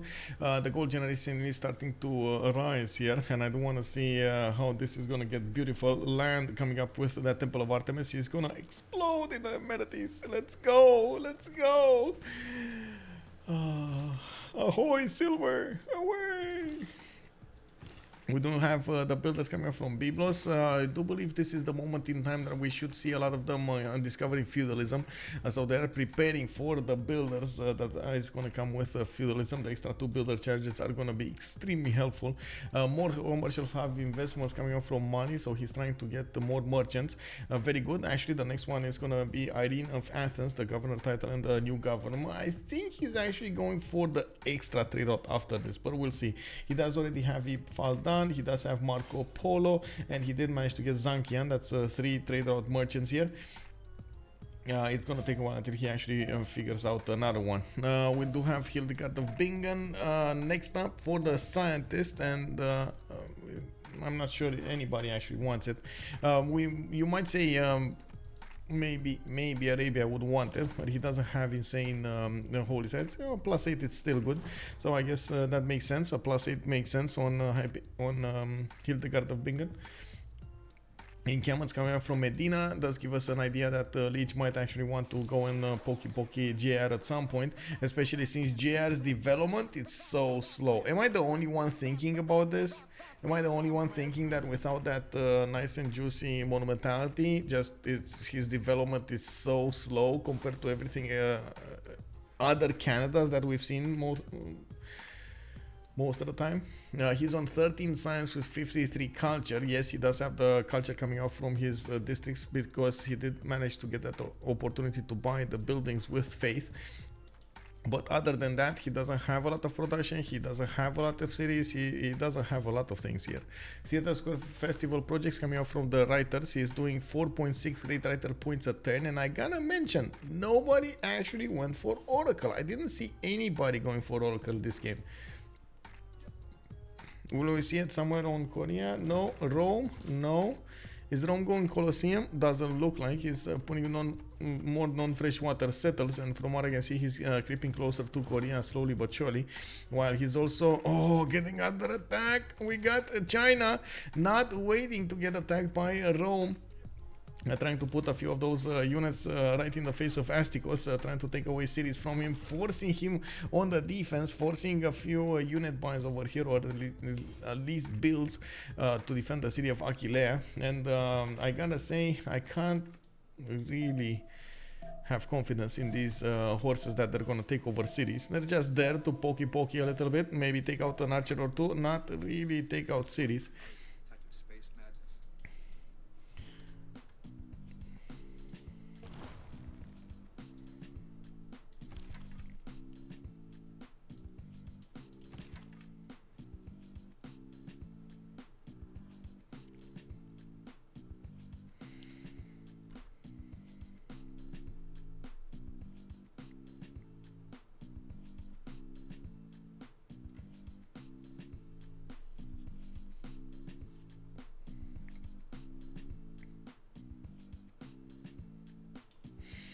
We do have Rome actually upgrading a legion in the city of Aquilea, putting that city to 48 defense strength. That's way too much for the horses to handle, and more jobs coming up from horses from Kume is gonna stop this attack city. But I think China's sources did what they needed to do. First of all, they forced the buy of the legion, the upgrade of the legion, and then the chop for the horse. There was some effort spent by Astikos into defending against this. We got more settlers coming up from Rome. Interesting that he didn't actually wait for his 7th population. You would need to actually wait 2 more turns so he can place a district, and then there we go. Check this out. He's chopped the food, the rice style. He's gonna place a district, and then he's gonna, or I hope he's gonna place a district, and then he's gonna finish the settler. He is starting to make a setup over here with the baths between Rome and Ravenna for some nice industrial zones, and we're gonna need to see what that would look like. I still don't see him putting that district down. Hello, put district down. No, don't wait. Hello, it's There's not enough time, bro. Not enough time. Is this not enough time zone? Hello? No? Yeah, Astikos not putting the district down. And he chopped the food for nothing. Well, I guess it is what it is. We do have more cities coming up from Mali, getting decently big, with Apadana coming up from Niani. Finally, somebody's going for Oracle. Vanata is going to build it to the north of that city center with more settlers to go for. He is going to get also entertainment complex coming up from Kirina. That is a city that he already coupled to. Oh my god, look at the coupling of the economy with Dido. He is trading cap to cap. Are these going towards Tyre? No, Biruta, Sidon, they're going towards a lot of KTY, a lot of the cities, okay. Only one of them is actually going to the capital city of Phoenicia, Tyre. We do have that capital city getting the lighthouse going, multiple settlers coming out, and of course Phoenicia did start to improve all of these plantations, so he gets more amenities. Look at that, all of his cities are now on +3 amenities. Commercial is in Rome. It is not actually. It is not. I checked. It is not in Rome. It is actually what, Mediolandum. Yeah, Mediolanum actually. So he's gonna need to wait another 2 turns so he can get his 3rd district. He has his Government Plaza. He has his campus, and well, the Bath doesn't count as a district, does it? Getting more libraries here. Astikos is on 54 science with 45 culture. He does have decently more science than Ulhas, and I do see Ulhas is a word that he's gonna need to. Oh, he chopped Oracle. Oh, that is so cool. We do have Ulhas over here managing to get that wonder away from his opponents, away from Mali, and we do need to see how he's gonna try to use it for his own benefits. He does have a decent amount of these scientist points going, especially now with Oracle. Is that, wait, where is he? Where is it from? That is from Guangzhou. Guangzhou is this city to the south where he does have Governor Pingala. He could double Governor Pingala, so he can get the merchant points and get the scientist points from there. Very nice. Now, I'm pretty sure we're gonna see one of those encampments put down from the city as well, because he definitely 100% needs to get generals here, especially if he starts fighting in the later stages of the game Rome to the east side, which does seem like it's going to be more and more likely. There's also Bologna between them, and I do see Bologna is being kept by Chuck. Lege does have Taruga, JR has Fez, and Titiits does have Geneva. So 2 and 2, they do have 2 city states for each other. Yeah, we do have also more builders coming up from Korea, going for some industrial zones. He's gonna get a +4 here next to his capital, and another one actually to the south, another +4 from Yangsan. Very early industrial zones coming up from Titiits, and I do like what he has done in the capital. He's maxing out his ability with Governor Magnus to get those insane trade routes. He does have a Diplo quarter and a Government Plaza. That's +1 food, +1 production, +1 food, +1 production for each of these traders. Not to mention Magnus is gonna give you 2 and 2, and other districts like industrial zone another point, and so on. The thing is, it's quite expensive to do something like this, because the Diplo quarter doesn't really give you other bonuses, you know, and it's you don't need to be like no, you don't need to know something like you're going to be like a 13 pop city or 16 pop city over there if you're going for this kind of a setup. He does have a lot more chops coming up in the southwestern cities, and I don't actually see him incentivized to go to the north that much, where he does have unfortunately non-freshwater cities, and his freshwater cities are kind of putting him in the risk of getting too close for comfort with Mali. We do have a Colosseum started up for Kirina. It looks like Chuck, even if he's gonna get only 3 cities Colosseum, he's still gonna build it. And he did put a non-freshwater city to the south of that and to the east of Niani called Gao. He can aqueduct that for a little bit more housing, but at the beginning he's just gonna settle for a Suguba, and it's gonna be fine. we shouldn't be that far away from finishing this classic arena and going into the medieval one. Looking at the score here, we do have BartSake going for a Dark Age. Ooh, quite unfortunate. These are like only 2 turns to go for this. Only 2 turns and he's so far away from getting golden. Ulhas 9 points away, also very far away. Ulhas, you need to do something. Titiits 59 out of 61, just needs 2 more points and he's gonna get his golden age. We do have JR coming up with 57 out of 62. Again, very slow development here, and it looks like he's gonna need 5 more points to actually get going. We got him only on 16 science.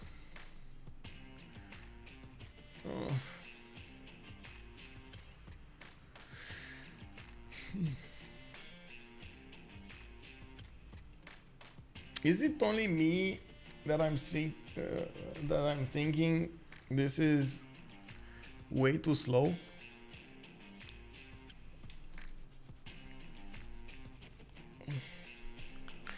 Anyway, Lege coming up next with Golden Age. 2 points away from getting there, and I think he's gonna get it anyway. He's getting a swordsman next turn. That's an iron unit.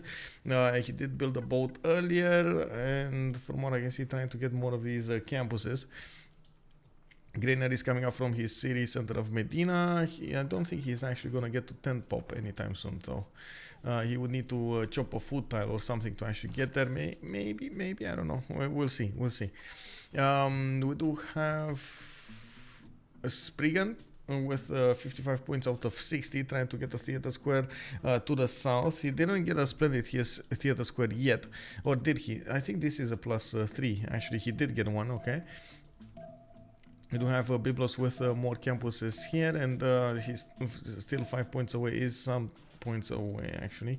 Where is this from? Biruta, is this the one? Yeah, that's just a 0 GCC one. That's a bit unfortunate, but what can you do? Maybe Monarchy? No, not even Monarchy. Okay, Astikos is 57 points out of 58, just 1 point away from getting his golden age. You're forced to do quite a few horses. He's getting under attack by Singapore. We thought actually England would have been mad about Singapore, but looks like Singapore did find his target, and Rome is gonna be on the receiving end of all of those units. We do have also Rome trying to go towards Korea with a settler. He's trying to get as close as possible to those Korean cities, and he might be poking the bear here unknowingly. He might actually be poking the bear. That might be a problem later on in the game. Settling so close to the Korean cities might end up might put you actually on the wrong end of Hawachas. We do have Chak also with 72 points out of 63, and that means he definitely got his golden age. So many cities, 2, 4, 6, 8, 10, 11 cities coming up from him. Finished that Colosseum. We do have Jebel Barkal coming up from Valatan. We do have Apadana coming up from Niani.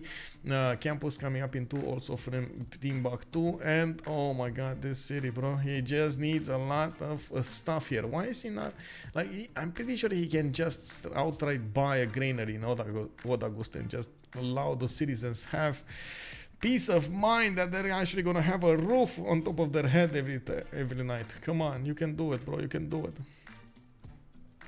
Ozdemir Berg, good evening, sir. Good evening. I have a question. Do you think it is a good idea for Mali to build Petra since it scales your desert tiles, or is it overkill? I'm asking about general situations in these tournaments. I think if you can get Petra, get Petra.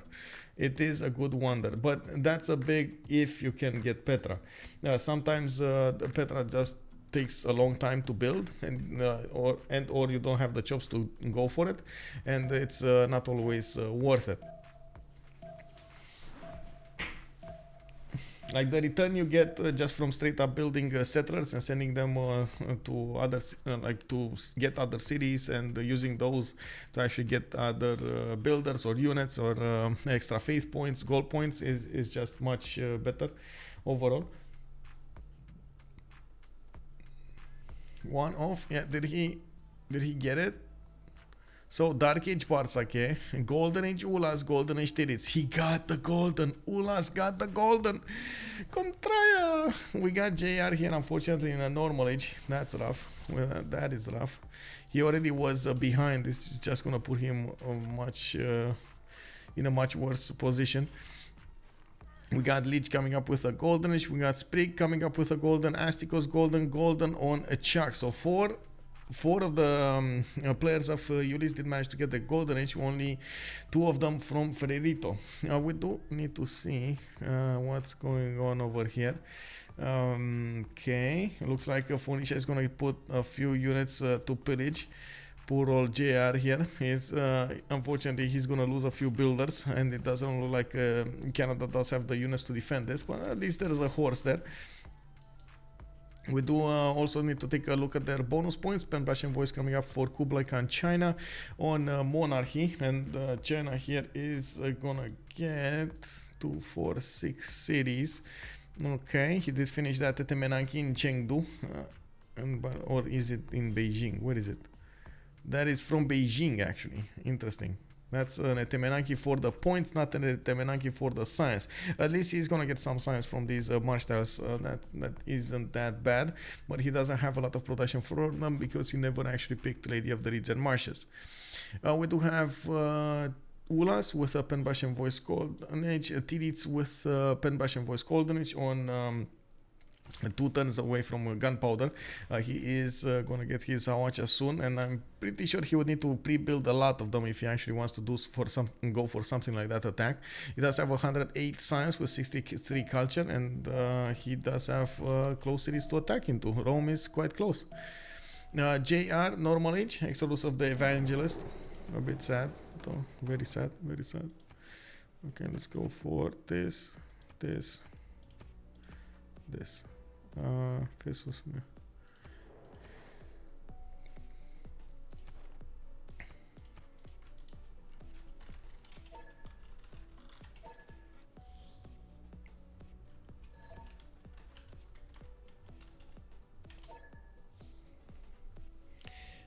What is Canada's religion? Jesuit education with the faith from shrines, I believe.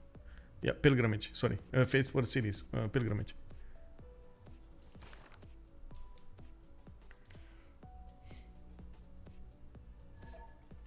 Yeah, Astikos did get it. Very nice.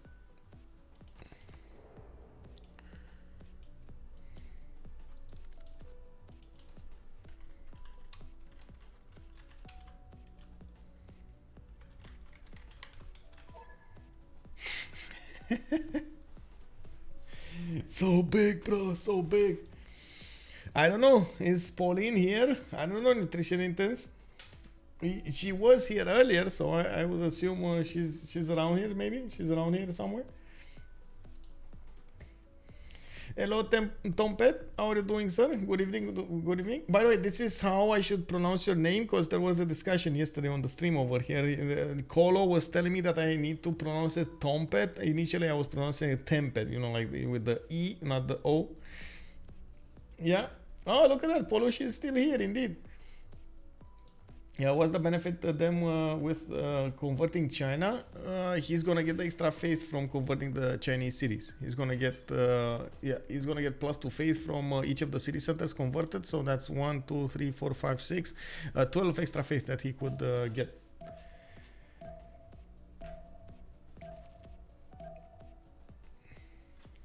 Let's see what they actually picked in the World Congress. So not growing BartSake. Scientist screen, okay. Scientist city state 100%, and Ulhas 2 Diplo victory points on China. Interesting that they got him on China victory points. Can he? Oh, he can actually go for the Statue of Liberty here to the north, but he will need to go for something like Mahabodhi Temple to get the extra 2 points. And if he actually wants to go there, maybe that's just a deny, you know. The man, the legend at OnSpot. Oh, thank you, Ocho. Good evening, sir. Much appreciated for the tier 1 sub. How are you doing, man? Good evening, good evening.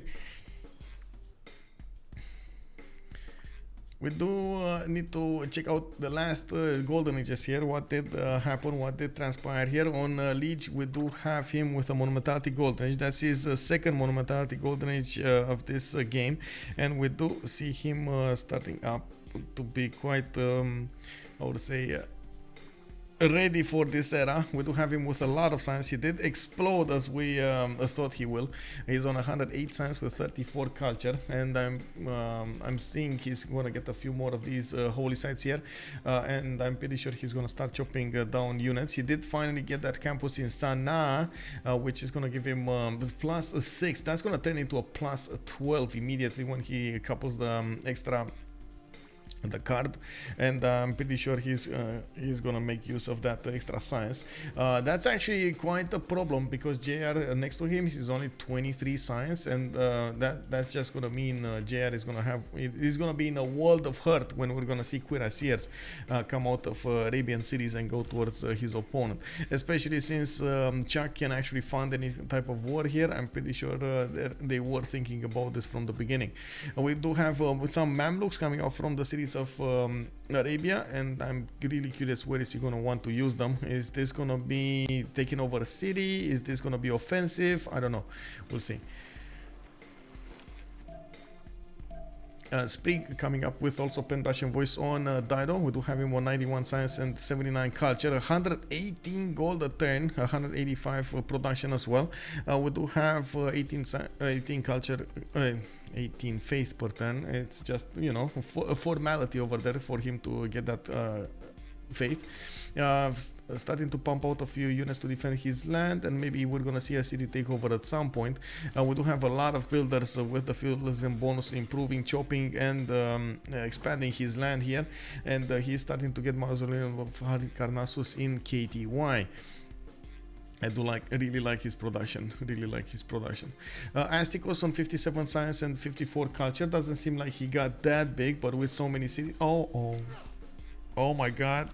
Oh no, Astikos, bro. It doesn't look like the city is gonna fall though. Like it doesn't look like there's enough damage on even all of these units to actually take it down. There are like 2 archers that can put it down a little bit, then the swordsman that can deal some damage, but not that much. And I'm pretty sure he can hit the swordsman. Yeah, that's it. That's what he's doing. Okay, so he's fine. But still, that Singapore is wow. It's putting Rome in a world of hurt here.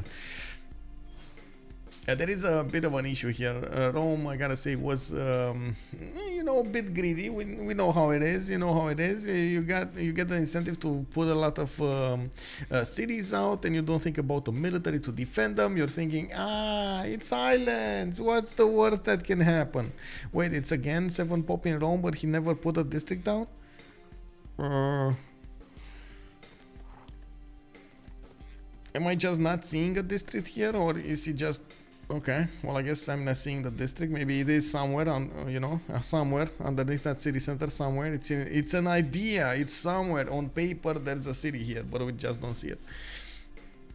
We do have a Chuck with 300 gold a turn, 100 science and 78 culture. Pen brush and voice again coming up for him.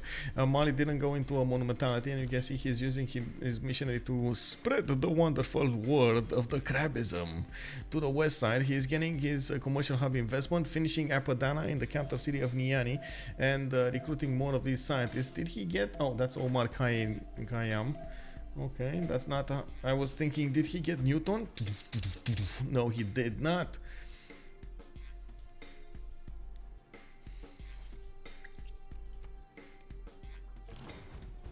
Okay, internal trade route merchant coming up here, Rajatodar Mal. These trade routes are amazing, by the way, for Mali. Between Mali and Phoenicia, they're just so good on the water. We do have also Korea to the northwest, starting to put a few more cities towards Mali, which I don't think are going to pose a problem here. Oh man, Ostia. Okay, so Ostia did get out of this. No more units not enough units from Singapore to actually put that city under siege or in any kind of threat, with any kind of danger. We do have General also coming up to help out those Roman units, and I'm pretty sure Rome over here, Astikos, would really want to take out Singapore right now. He's looking very angry at that city state. What did you do? Don't do that to me. Anyway, let me take a look here.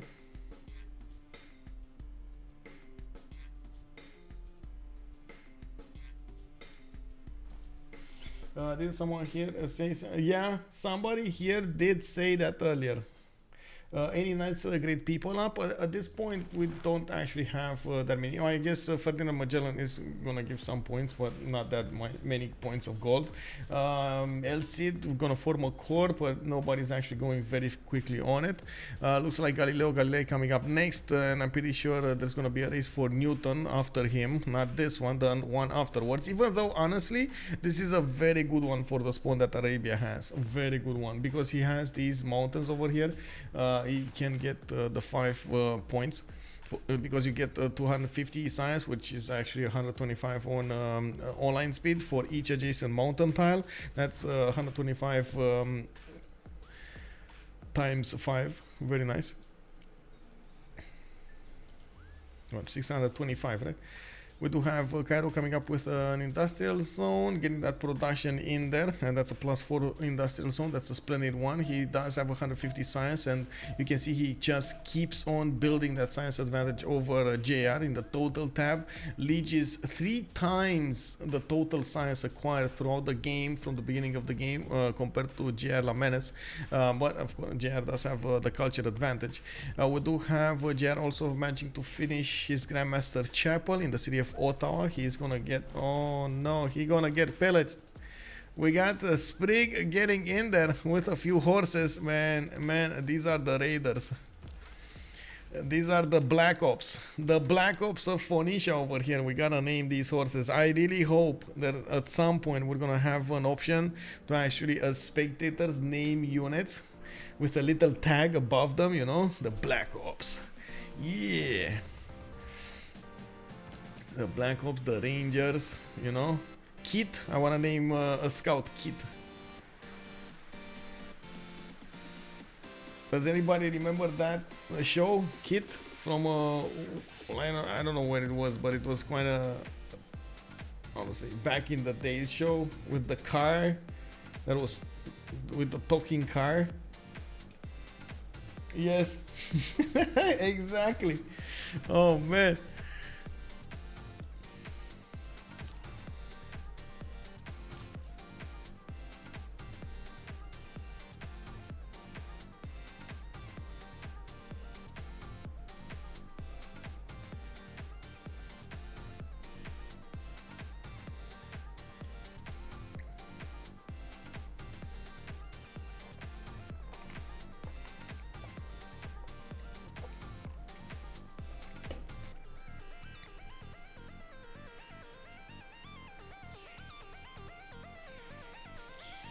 Ebon Rock 33, exactly, Night Rider, man. Good evening, sir, good evening. Jumping red flashes in the hood. Oh man, that was just the first LEDs, bro. They were the beginning of LEDs. Now we got all of the cars, you know, when you want to signal left or signal right, you get those LEDs, you know, like they're signaling to everybody, you know. It's not enough that they're actually lighting on the left or on the right to tell your you know, the other participants in the traffic that you're gonna take a left or a right. It actually needs to point that way, you know, like unbelievable. Airwolf was awesome too. I don't know Airwolf. Let me see. Airwolf. I don't know what that is. Airwolf. An action espionage series following the adventures of a renegade pilot who goes on missions for an intelligence agency. Oh, I need to see this. I need to see this. Oh my god, I need to see this. Okay, we got some courses coming off from Astikos. He might actually try to go around poking at China here. Might try to find a weakness. And we do see Astikos did figure out China is going to the north somewhere, trying to get cities towards England. England has been getting bigger and bigger, but kind of under the radar here. We do have him with 2, 4, 6, 8, 9 cities. Got quite a few trade routes between them. He does have a significant amount of production, 216 production, the most production out of the game. and he's trying to use that to his advantage. Not that close to an opponent. I guess the closest opponent would be Arabia to the west side, where he does need to go through a decent amount of land, mountains, and the city-state Kabul to actually get into the Arabian cities. And of course, we do need to see if Arabia is actually going to build a military. He was building at least one Mamluk. What happened to the Mamluk? Did he just not build it? Yeah, I think he didn't build it, right? We don't have him with specializing building of choice in the government plaza. I don't see him getting any of those. Madrasas coming out from Mecca, going for the extra faith and science. He does have 183 per turn with 144 production. The biggest thing is, what is... Oh... JR was forced to delete a settler. Phoenicia went in the second he saw that horse. He was like, nope, I ain't having that, bro. I delete my settler in protest. Got more horses coming out here. It looks like a Kingston with a Theatre Square Festival. Okay, project. We do have Lian coming up from Montreal. Okay, in 2 turns. Okay. I mean, this is... Phoenicia forcing over here quite a bit of a defense from JR, and of course immediately you see those military units coming out to the party, trying to stop the pillages of Phoenicia. It's gonna go well here for a little while, but that's just gonna stop him from getting more science. 36 science and 108 culture, especially next to Lege's 165. Doesn't look like it's gonna be on the same level. We gonna have tanks fighting against men-at-arms or something like that from Canada. Not gonna be pretty, bro. Not gonna be pretty. Hey, if we have any kids over here, you gotta take care of their eyes. We do need to see if China is gonna also manage to get a good great wall. You can see he's trying to build it to the west side of his capital city, coming up with a few tiles. He's getting the culture, getting the gold from that. Also, we do have him getting converted by Canada. Canada is trying to get as many faith points as possible from his ally. Oh, and he has Fez. Oh, so nice. Have you seen the signs pop over there? He just got 35 points from converting the city of Xi'an. And that's quite nice, actually. Didn't notice that right now. JR does have Fez, and of course he gets return on his a bigger return on his conversion. He can keep on going and actually convert the English cities. I'm pretty sure England is not going to get a religion anytime soon. More faith, more science. Very nice. Let's see the total tab here. Looks like JR is still on, even with that, by the way, even with that number of science, he's still on 565 science compared to Lege's 1756. This kid loves some good old unfair violence. Let the slaughter be. Can mounties still defend against tanks? Yeah, should. But do you think he's actually gonna get to mounties with 120 culture? I'm asking. You know, I'm asking. Do you think that's actually something?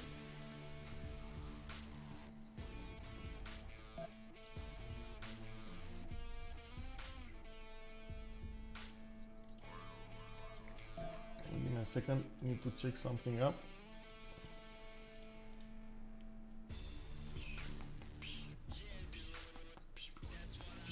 Okay. Okay. We do have Omar here, just sitting over. Oh, finally there's a race for Isaac Newton. We got China with 10 points per turn. Looks like England is also going to make 7. We might see them chop a few projects here, or maybe get the gold to buy them. China does he make projects? Oh, he's not. He's actually 2 turns away from recruiting there, right? 2 turns and a half. England is 1 project away, 2 projects and a half. Looks like Rome is also 2 projects away. Korea is 2 projects away. Does he make the project? Does he make? Oh no, Korea is getting under attack here. Astikos did manage to figure out the weakness, and Korea unfortunately never actually made pre-builds of hawachas. He doesn't have archers, doesn't have crossbows. He only has one single hawacha that he could shoot with, and you can see how important this would have been. This is a 73 strength unit going against his opponents. Oh man, that would have been important. And look what I was talking about. You see these are actually arrows, very big arrows, but they're arrows, and that's what the hawacha is actually shooting at their opponents. Extremely big and painful arrows are impaling these units of Rome. We do have Korea also trying to settle a city to the west side. Did manage to levy some units from Geneva to come to his support, and from what I can see, he does have a decent amount of strength to actually go against these Roman units. He's still getting pillaged though. To the southwest of Gongchu, there are quite a few mines getting blown up here, and in the meantime, Titiits is trying to build up an army of his own to withstand this attack. He should withstand it. Do we have a third? We still don't have a third district from Rome. Why is he waiting? He must be waiting for something special. You know, there must be something here special from Astikos, or he's so focused on his opponent. He's like, nah, you know what? I totally forgot about Rome. Oh, there we go. Finally. Okay, there we go. Industrial zone, industrial zone, industrial zone. Pikachu, Pikachu, Pikachu. We got it coming up in 3 turns. He's gonna get that nice and juicy plus 5 bonus points in Rome of production. Okay, we do need to see what Mali is gonna do. It looks like he also has an opportunity to go against his opponent here from the city of Internet or Timbuktu. He can go through the forest, even to the east of Gangnung. He can definitely put an army there. Novamel, thank you so much for the follow. Welcome, sir. Slapstick comedy. Not sure what that means though. I don't know if that's slapstick. I think you actually said that before, and I don't know what it means. Give me a second. It's a style of humor informing its exaggerated physical activity that exceeds the boundaries of normal physical comedy. Oh, okay. Okay. Absurd situations and vigorous usually. Oh, interesting. I actually have something. I gotta say, I saw some shorts earlier. Great man Maxa DC, good evening sir and welcome, thanks so much for the follow. I saw some shorts earlier on YouTube, and there was one with a soldier trying to fix something at the helicopter, and there was one of his colleagues with a whip, and you heard it, you know, like you just the sound was painful, you know. Oh my god, and he flipped it on his on his teammate over there. He was like, oh, what was that? What was that, bro? What did you do? What did you do? Oh man. Yeah, painful, bro, painful. Why do people actually make those shorts? It happens. Have you seen Jackass? Oh my god, Jackass the movie, bro. Those guys just painfully making money over there. That's just insane. Are those actually most, like, is that, you know, all of the stunt actors from Hollywood just getting into a single movie or something? Because there are a lot of people, you know, in the Hollywood scene that are they just want to do stunts. They jump into the fire, they come out in the fire, they go into the water, they drop from heights, they blah blah blah blah blah. Is that like all of them did gather and said, you know what, bro, we got these skills, let's do it, you know, let's get paid some more, let's get Jackass cities going. Is that what happened there? We got in this game, by the way, coming back to the game, a lot of cities coming off from Phoenicia. He did manage to get that theater square set up next to a temple of Artemis, a decent amount of faith generated. Looks like we got here Sprig with 141 culture, 120 science, 291 production. On industrial zone, okay, universities, looks like customs coming out from Ainuk. Okay, we do have, who got it, Ziz, campuses coming out from Ziz, Adrimes, okay, Carthage to the northeast. Looks like very close to Mali, by the way. We do have him improving his lands, and finally he's getting the Grandmaster Chapel. Doesn't have a lot of faith to work with, but might as well use that faith to something important. Since he didn't go for a Monumentality, I might as well try to do something else. He does have 125 science with 107 culture, and a decent amount of production, especially for Mali, with so many cities. Very curious that he didn't actually settle Pamukkale yet. He's going to be close to Astikos, and of course that is his ally. Doesn't actually need to worry about him. Astikos over here, unfortunately, he's getting pushed back, and the Titiits is just rising tall. Oh my god, the Korean Empire has woken up. The giant, he poked the giant, he poked Titiits, and Titiits is fighting back with all of his units. We got knights, we got coursers, and we got more cities coming up from Titiits going towards Astikos. Astikos is running wild over there.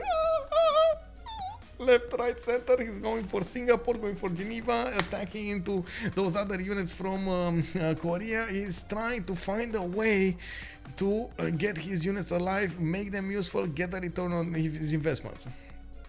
Of course, big disclaimer, I'm just doing it, I'm just doing sounds for the sake of doing sounds, not actually representing the players over here. It's just for entertainment purposes. I don't want to get any ideas through your heads that I'm actually representing Astikos. He's probably, and I know Astikos, he's extremely focused right now. You know, like he's extremely focused.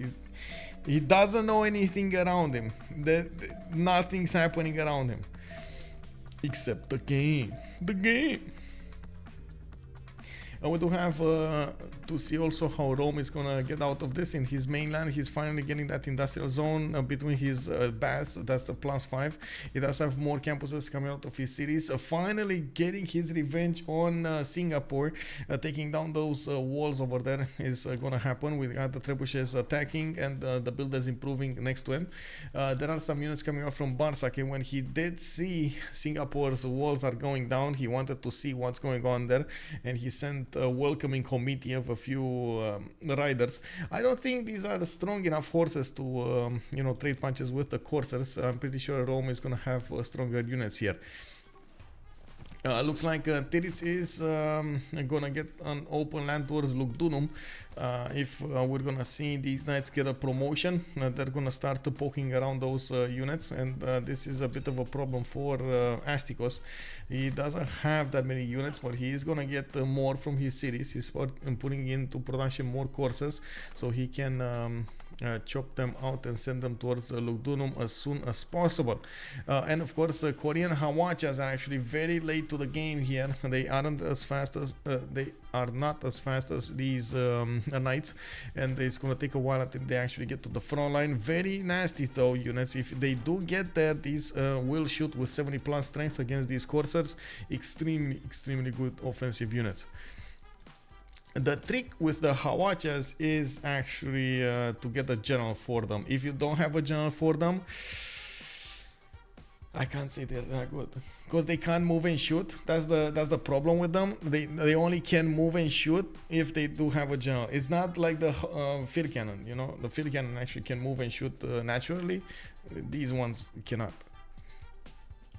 Commercial have investments coming up from Mali. He must be eyeballing something. Now Dagwan is the next great merchant, and it looks like Mali did pass on that. He's waiting for one of his allies to pick it up and try to go for something else. We do have to see in the right screen how many points. We got Canada on 10, we got England on 2, we got China on 5. Okay, I mean, somebody's asking here who will be winning, but at this point, first of all, there's an extreme gold generation happening over here on Ulyss. Like that's just, I cannot say it otherwise. It's extreme. 250 gold on Sprig, 479 on Mali. It's just wow. On the other side, they're barely holding on, you know, to the gold. 31, 47, -1 and -1. Just not there. Not to mention, the longer the game goes on and the difference gets bigger from between JR and Lege. Like I was saying, we're probably gonna see Lege just walk in with a few tanks and take over the Canadian Empire, one-shotting the cities over here. These cities are only 32 defense strength, and it's not like JR has that many units to improve. He does get printing in 3 turns, colonialism in 2, and you do see that he's in a normal age. Yeah, the good thing is he's gonna get closer to his how to say, conservation, to his Mounties. I wouldn't really think the Mounties will help him out that much.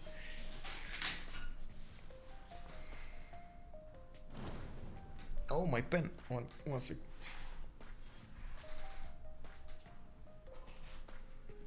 There we go.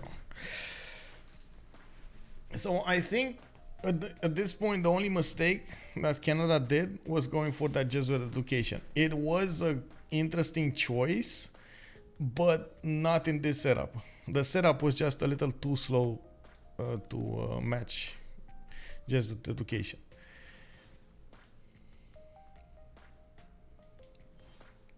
We got more cities coming up from Korea, going to the north and going to the west, and I'm pretty sure he's going to put one right in the face of Rome.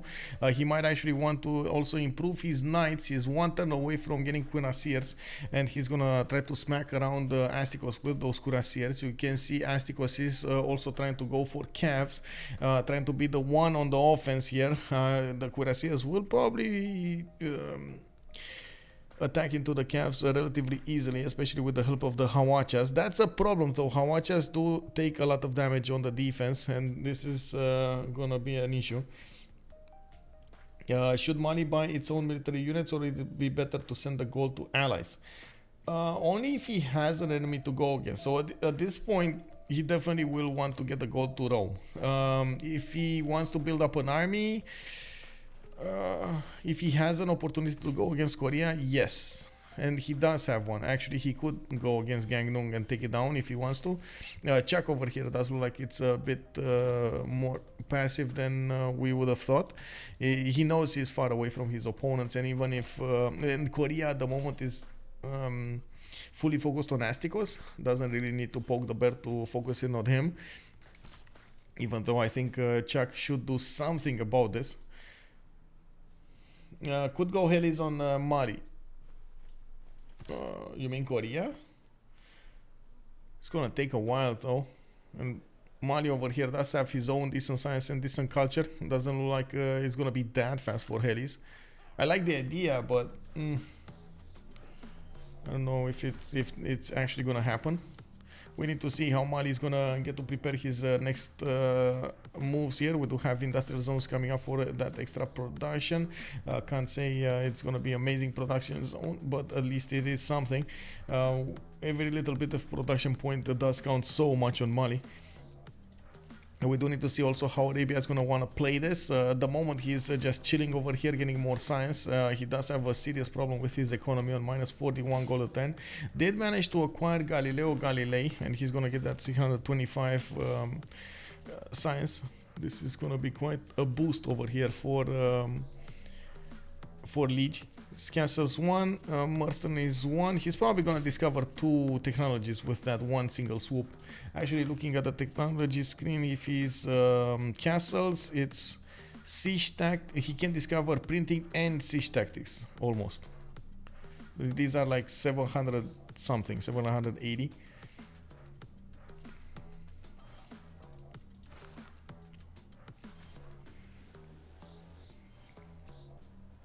More of these madrasas are coming around. I'm really waiting to see this Galileo Galilei finish. I gotta say a trick, by the way. If you don't know, and this is something that you definitely should take care of. If you don't know, when you activate Galileo Galilei, if you do not have long-term goal for your science, so you don't put the next tier science, you put more, like you go for crossbows into printing, you know, like further along. Give me a second so I can show you.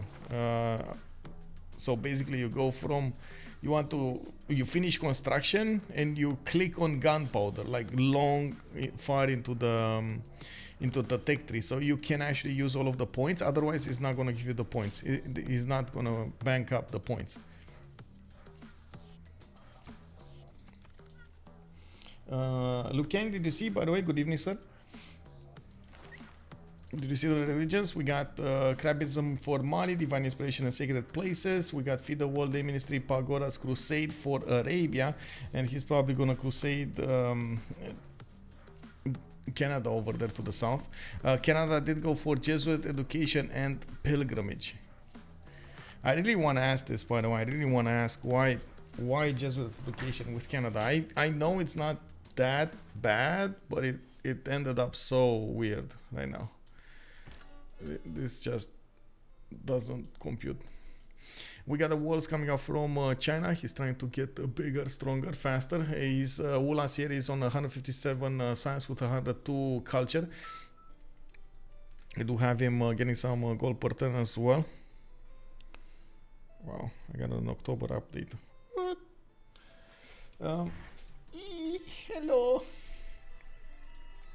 Okay, we do have quite a few cities here. Astikos getting attacked. Okay, we got the cuirassiers upgraded, and you can see the Cavs from Rome. They're trying to keep up the defense on Lugdunum. We do need to see if this is gonna be enough. Astikos does have a general, but that's not the correct general. That's Trungtrak. It only gives bonuses to courses, not the actual Cavs. He would need the next generation one, especially since the Cavs are industrial era. We do need to also take a look here on the university count. You know what he doesn't have?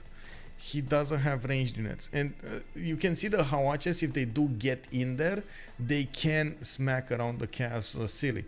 They have a lot of damage that they can output with 73 output. I mean, that's a level 0 Hawacha. It doesn't actually have the +5 or the +10. Very problematic.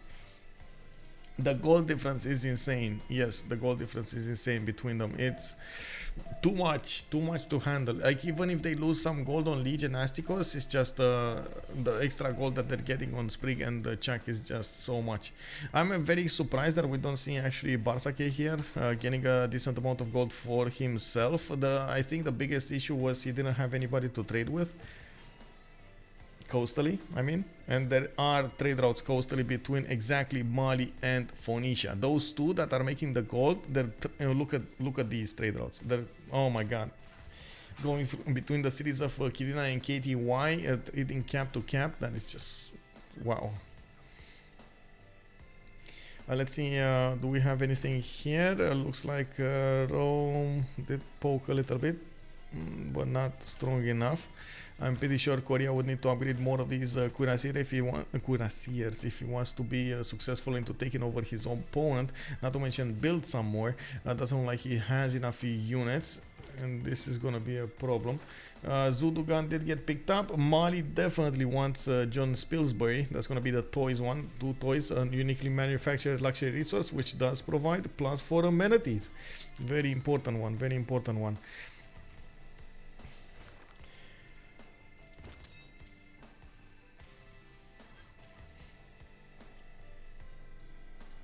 Did anything happen more here? No. It looks like China just built some walls next to Xi'an, and he's trying to see what's going on the east side. Okay, he's far away. Foreign Ministry coming up in 3 from Beijing. We do have universities coming up from Chengdu. Looks like, okay, BartSake south of Leeds. Okay, Long Sea. Oh, that's not actually gonna settle. Where is this going? Where is this settle going? Is he going here? Does he actually want? He might be going here.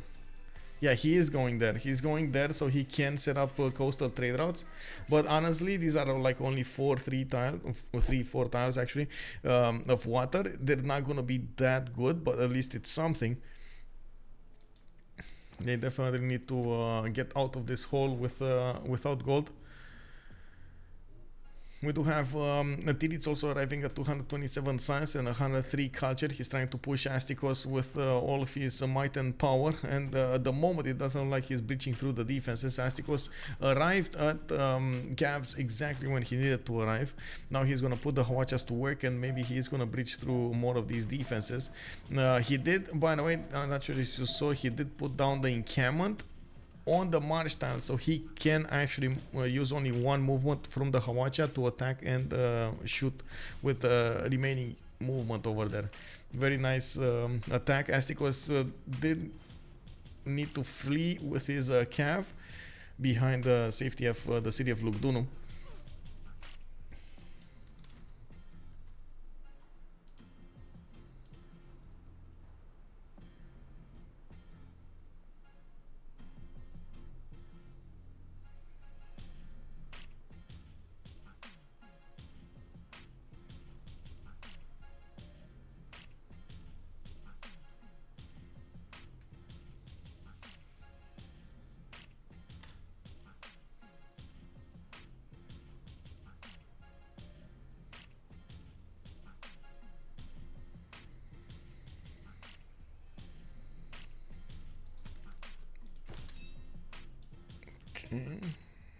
One of these calves, knights coming out from Astikos, putting them to the north, getting more units there to try to defend against this. Korea forcing Rome to get as much defense as possible. I'm pretty sure Mali is just gonna pump gold into Rome and it's gonna be fine. He's making so much gold. Oh my god, look at the Petra. He's actually getting Petra in the city of Gao, and that's gonna be such an amazing Petra. We got so many hills. That city is made of hills. Oh man, this is just gonna be so good. We got theater squares also coming up from Niani. That's gonna be a +5 here. To the north, I do see workshops. I see Isodor of Miletus also arrived here for Valata. I know earlier there was a Forbidden City being built somewhere, but I can't remember where, or was it. I need to see that again. Now we do have actually, I very much like how Sprig did set up his empire, by the way. Very nice with those theater squares. He did manage to get that entertainment complex for the extra amenities, and you do see he's very strong with science and culture at the same time. A very balanced approach to his development. With Auckland, he's getting very good tiles to use, and the city of KTUI does benefit from also Mausoleum at Halikarnassus bonuses. He's getting the extra science, extra culture, extra points of faith for each of these water tiles. Arabia is building Forbidden City. How long until it finishes? Arabia. Oh yeah, it was. Oh, I was remembering something. Thank you so much. Was the Berk also? Good evening, sir. We do have Medina with 6 turns for Forbidden City. Industrial zone coming up from Mecca. Factory, okay, from Cairo. Putting down Aqueduct finally, so he can actually get some extra housing in the city of Mecca. We got a holy site coming up in Halab.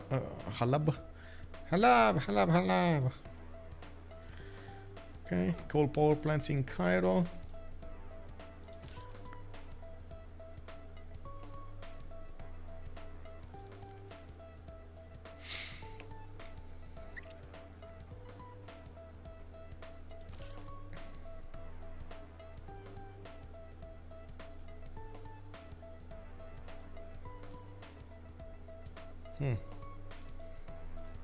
So I see Arabia is getting a defense, a garrison defense in Barca, the city to the north, to the south, north of Canada, south of his empire.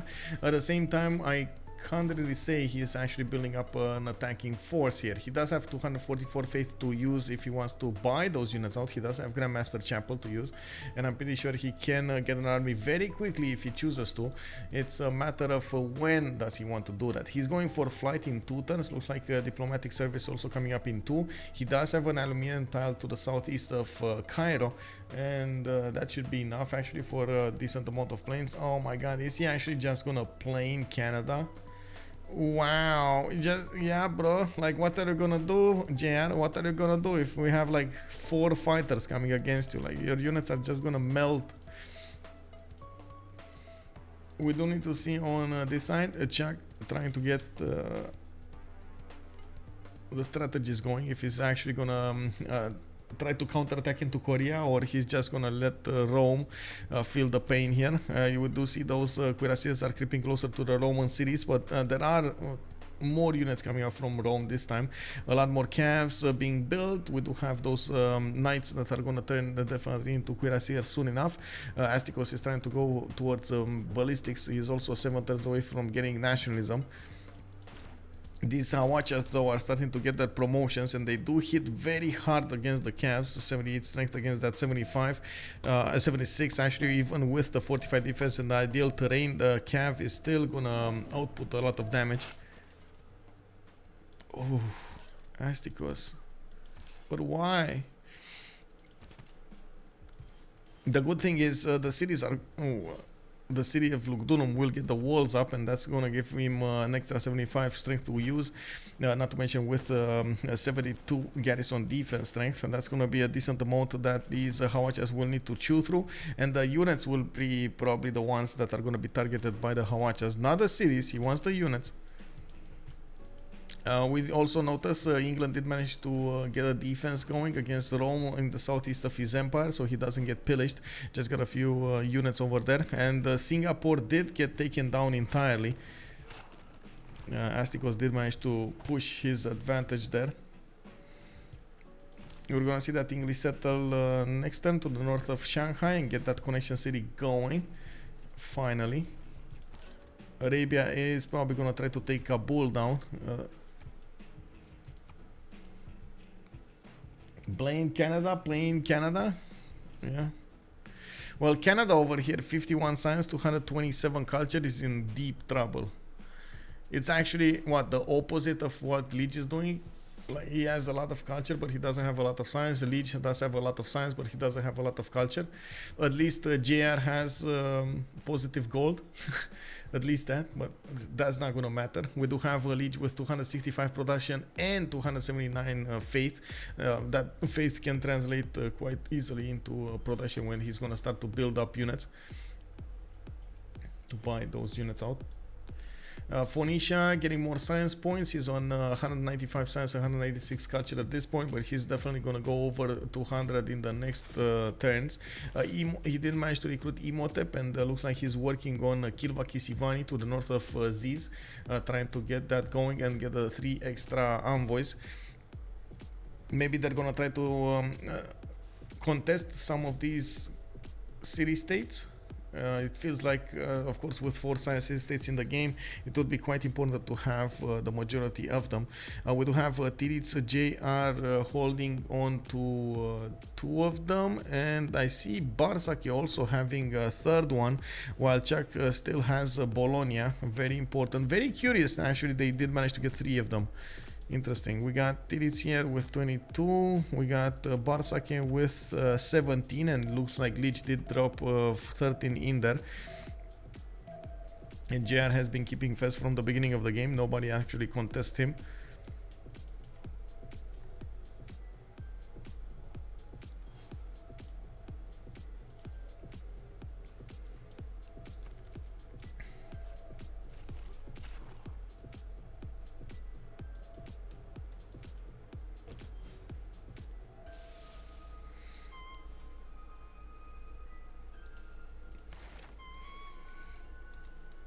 They're probably gonna both start to spy on each other. Canada does have a spy in the city of Cairo, and we're probably gonna see a spy here from, I'm very surprised we don't see it yet, from Arabia into Canada. I'm certain he's gonna see that extra diplomatic visibility at some point, and he's gonna be like, ooh, a spy! Medina coming up with 2 turns for Forbidden City. Nobody was contesting that, but we can actually take a look. Ooh, Kisivani being built in London. Make way for the Londonese. Where was it built? Wait, is it Dido? Yeah, it was Dido. And Dido is not moving. Okay, he has an extra charge on Imhotep. We can see that he's actually getting a shipyard from Ziz instead of actually working on Kilva Kisivani. Maybe he's aware that his opponent is building it. Mazel Chen, good evening, sir. How about the golden ages for the next era? Thank you for reminding me. We do have, first of all, 2 more turns until the next era.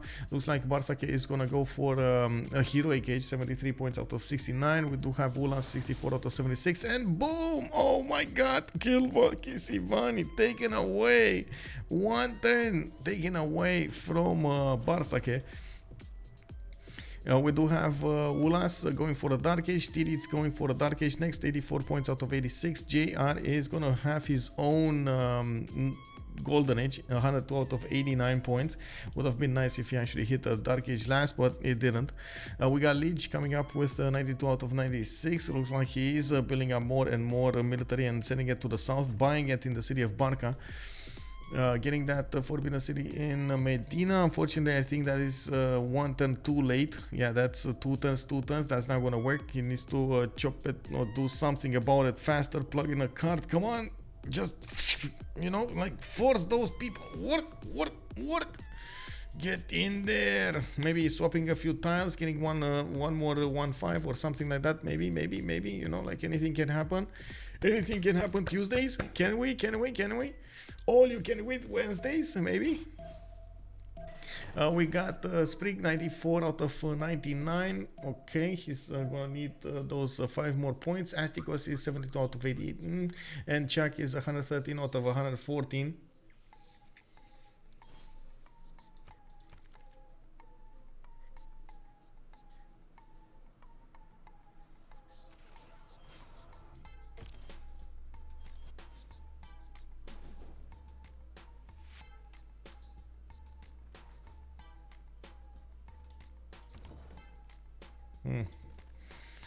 Yeah, well, 3 points away. Lege is, oh man, look how close it is.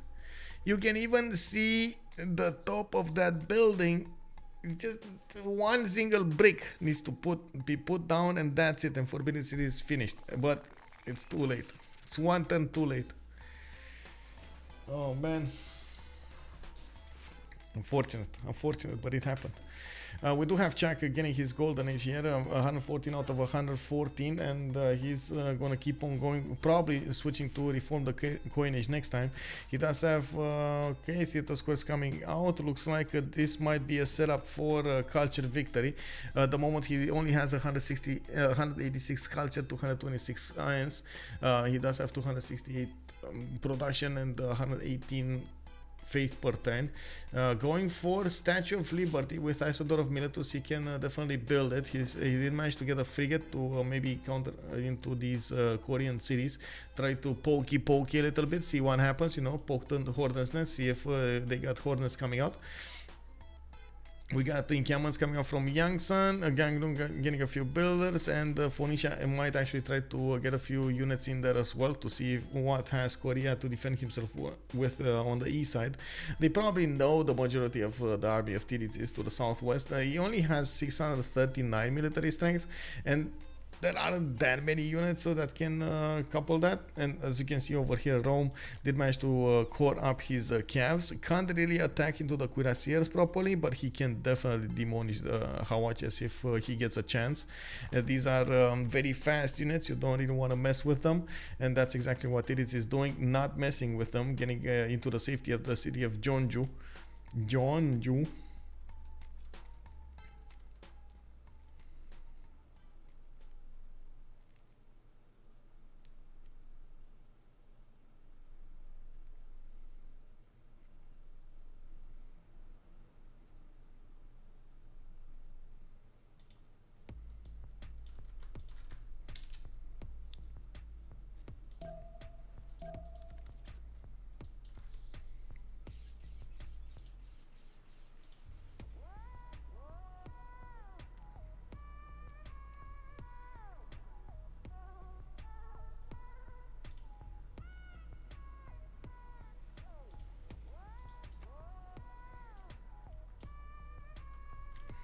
So we did go into the next era, Renaissance era. We do have 5 civilizations with golden or more. English empire. BartSake is in a heroic.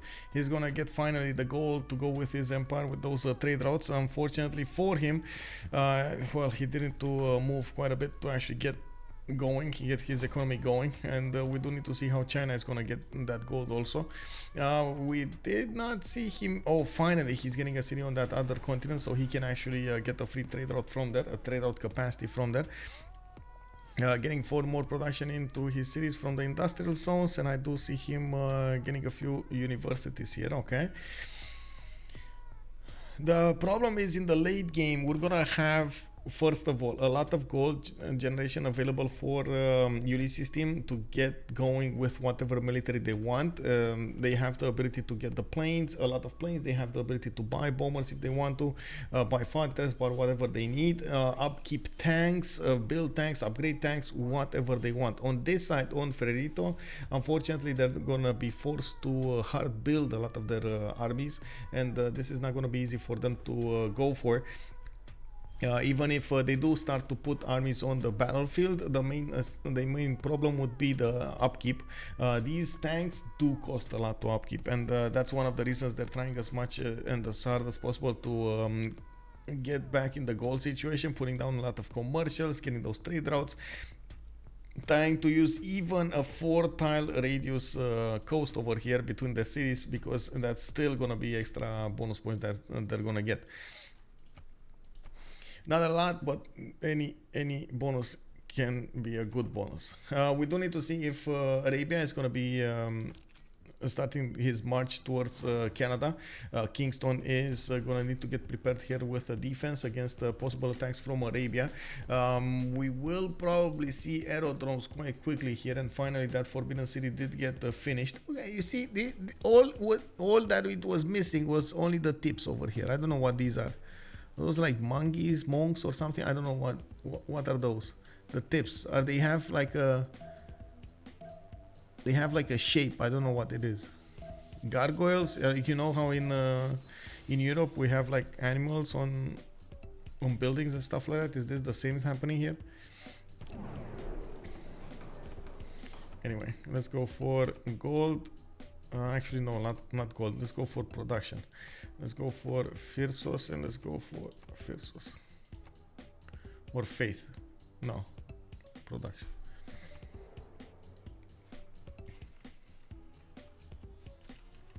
Go away.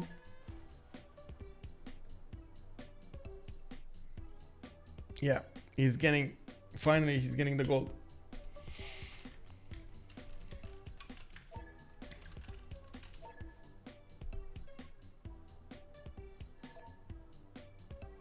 More than 1,000 gold per turn, is that a real number or a temporary thing? Okay, let me see. Putting this down. Chuck is on 1,028 gold. Yes, 1,028 gold. That is indeed a real number. Real number.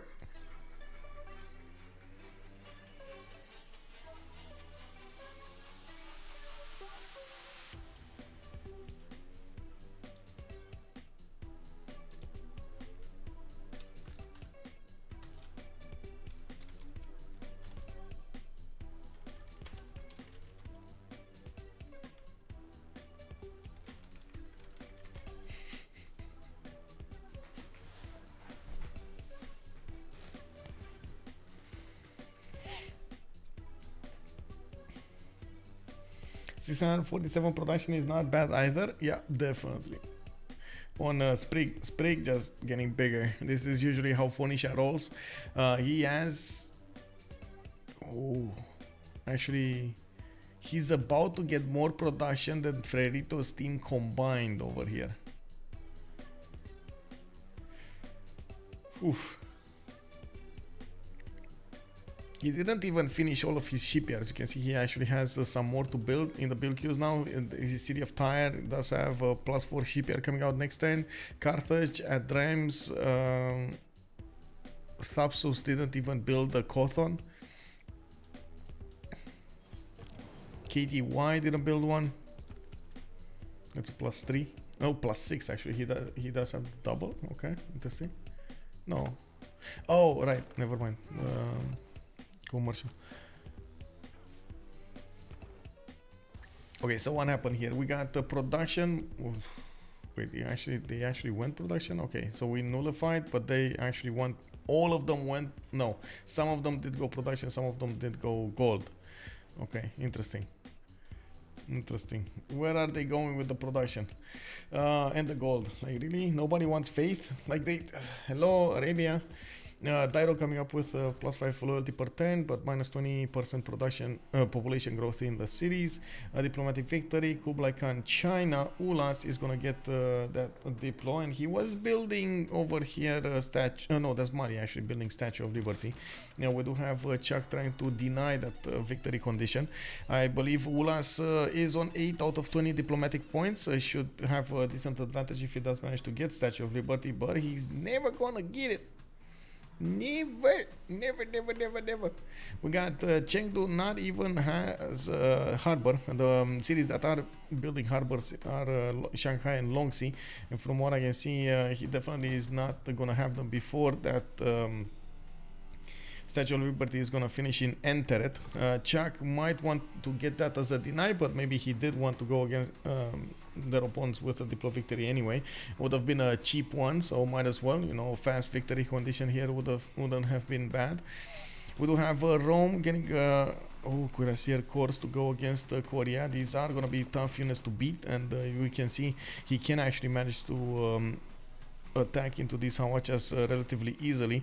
He does need to be to catch these Cuirassiers out of position with his calves if he does manage, if he wants to kill them or take them out. We do need to see how fast he's gonna get there. We do have military academies coming from his cities. If he started doing this, he's not gonna grow that much in the science or in the culture anymore. Like, we got out of the Pen Brush and Voice era, we got out of the Free Inquiry era. This is GG. This is GG. The game is over, quote unquote, the gold. Great Max over here called it indeed. BartSake said, you know, enough is enough. Let's actually not prolong this pain anymore. We concede the game to Ulyss. Very good performance coming out from them. They didn't even need to show them the big stick. They just showed them the gold, and they were like starstruck over there. Oh, the light, turn off the light.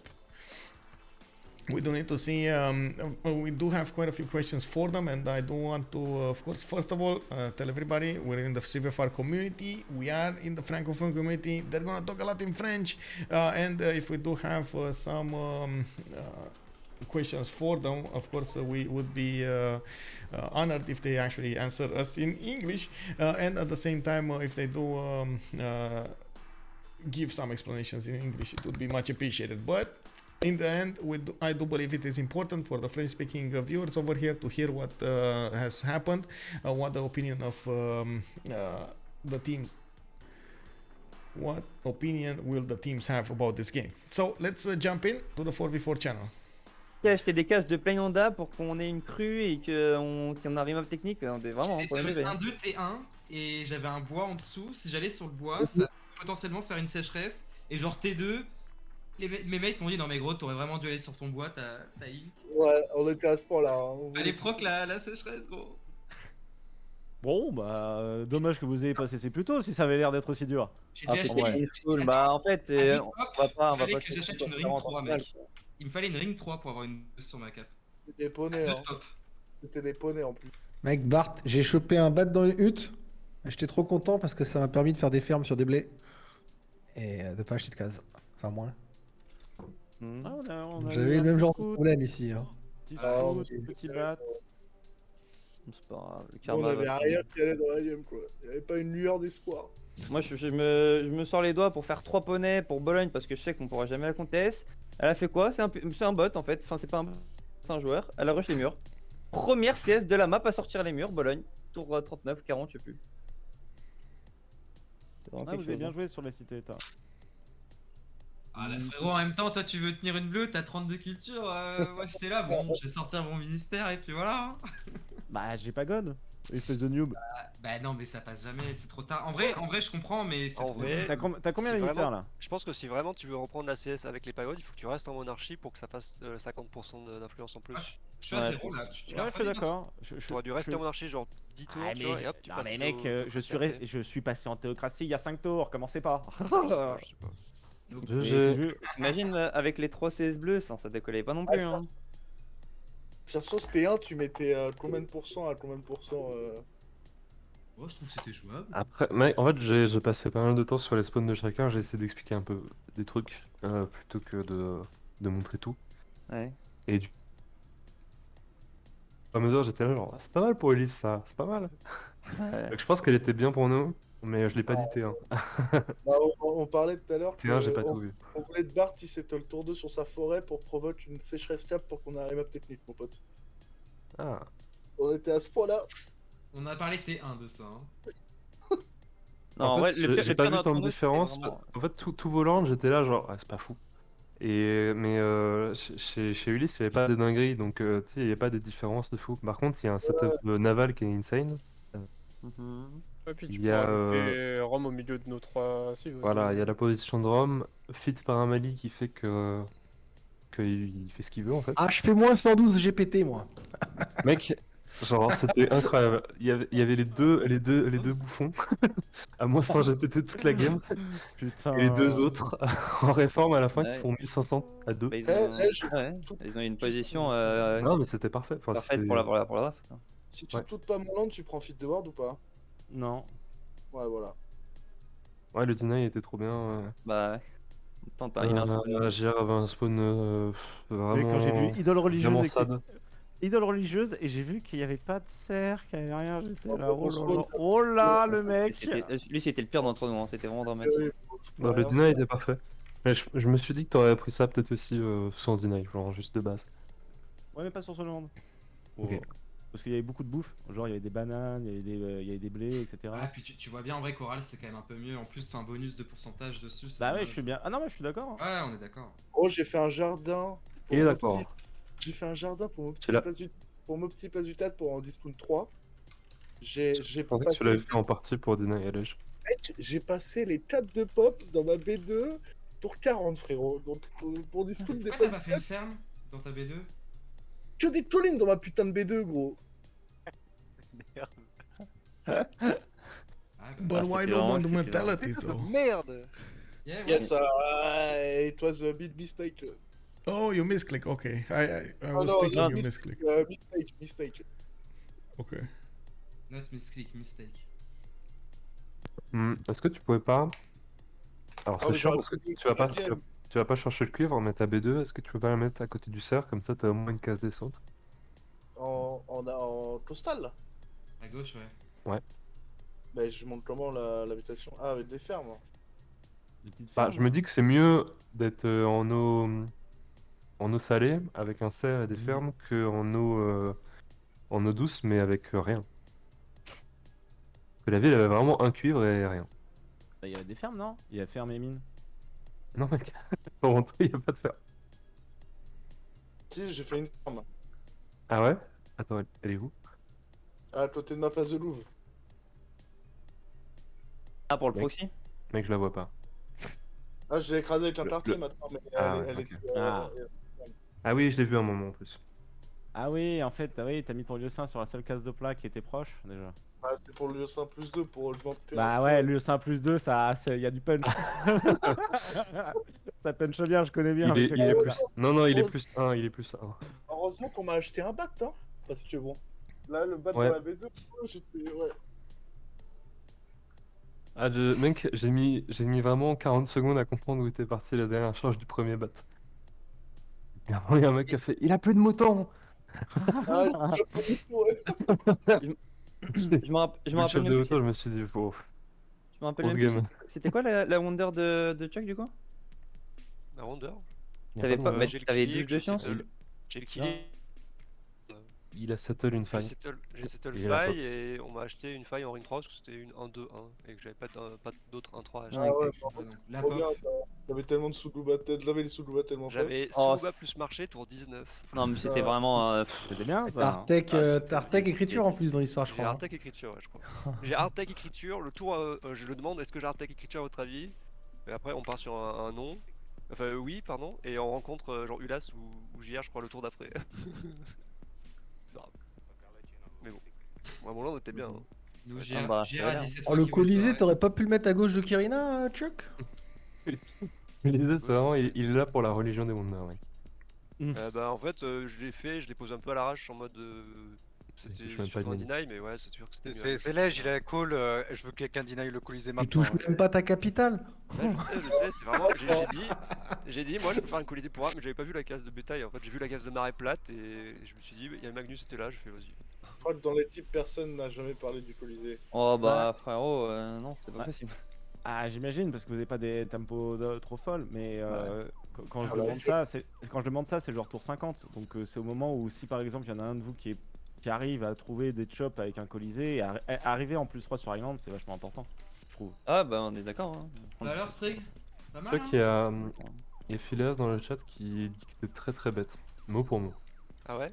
Bah, Ouais. c'est pas gentil ça. Oh, la gueule de ma pro. On a cause du préparé cette draft À cause pendant du 2 Artec heures écriture. et on a ni trouvé votre first pick, ni votre first ban, rien.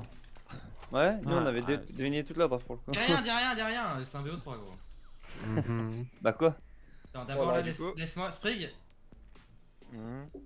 tu le rates à combien sur 10 ton spawn là, que je sache à quel point t'es d'élu? Bah, je pense en 7-8. J'ai pas énormément de chop dans je Ne les écoute pas, Ah non, mais- Sprigo. Bidon avec Il un essaye test, tout simplement non, de non, te non, manipuler. Non, j'ai rien dit, non, je te Moi, demande je suis vraiment. d'accord. Te manipuler. 7,5.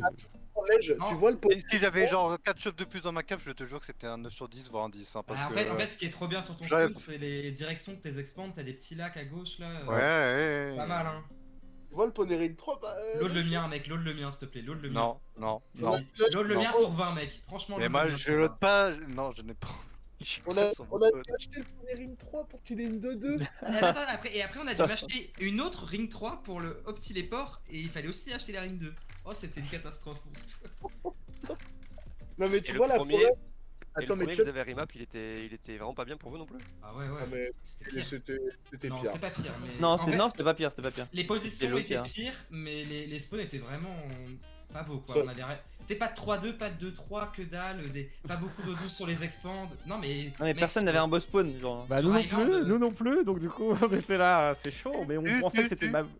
Première Ah map, ouais, c'est toi moi j'ai 2 bananes 3-2 sur ma V2 en eau douce, avec une 2-3 sur ma V3. Voilà, ouais, ouais. voilà. Ah ouais, non. Merci, frérot! merci. Ah, c'est- Ouais, on mais aurait c'est fait un remap si on Non, avait eu mais ça sur attendez, Mickey. c'est un joueur si vous... Enfin bref. Mais nous, zéro, il n'y en avait pas un qui il disait qu'on avait des personnes avec une grosse B2, une grosse B3. C'est pour ça qu'on a remap. C'est Ouais, comme ça qu'on le did dit, you genre on fait un tour de Et table, du genre. coup- Et du coup, Jim sur Merkel, thanks for casting. Et du coup, thanks for the First, cast, mec. pourquoi It's my pleasure. Phileas, il dit que It was amazing. j'ai fait un truc qui allait pas? Je pense que c'était pour rigoler, non? Oui, c'est Philou, c'est un gentil garçon. Un check, c'est bon. Après, JR, t'as- je viens de l'autre tour 25, t'as B2, t'as voulu te faire du mal quand même si c'est ta B2 Toronto. Pourquoi j'ai voulu me faire du mal? Bah y a pas de bouffe. Mais tu crois que je peux pas settle au nord, il y a un truc de lait, je le sais, on n'a pas les sous pour acheter une unité parce qu'on achète un fondeur à Titiits, du coup je suis obligé d'aller au sud. Ah, c'est correct ça. Tu vas en blind aussi, je crois, non? Non, Donc je t'espères peut-être avoir une case, non?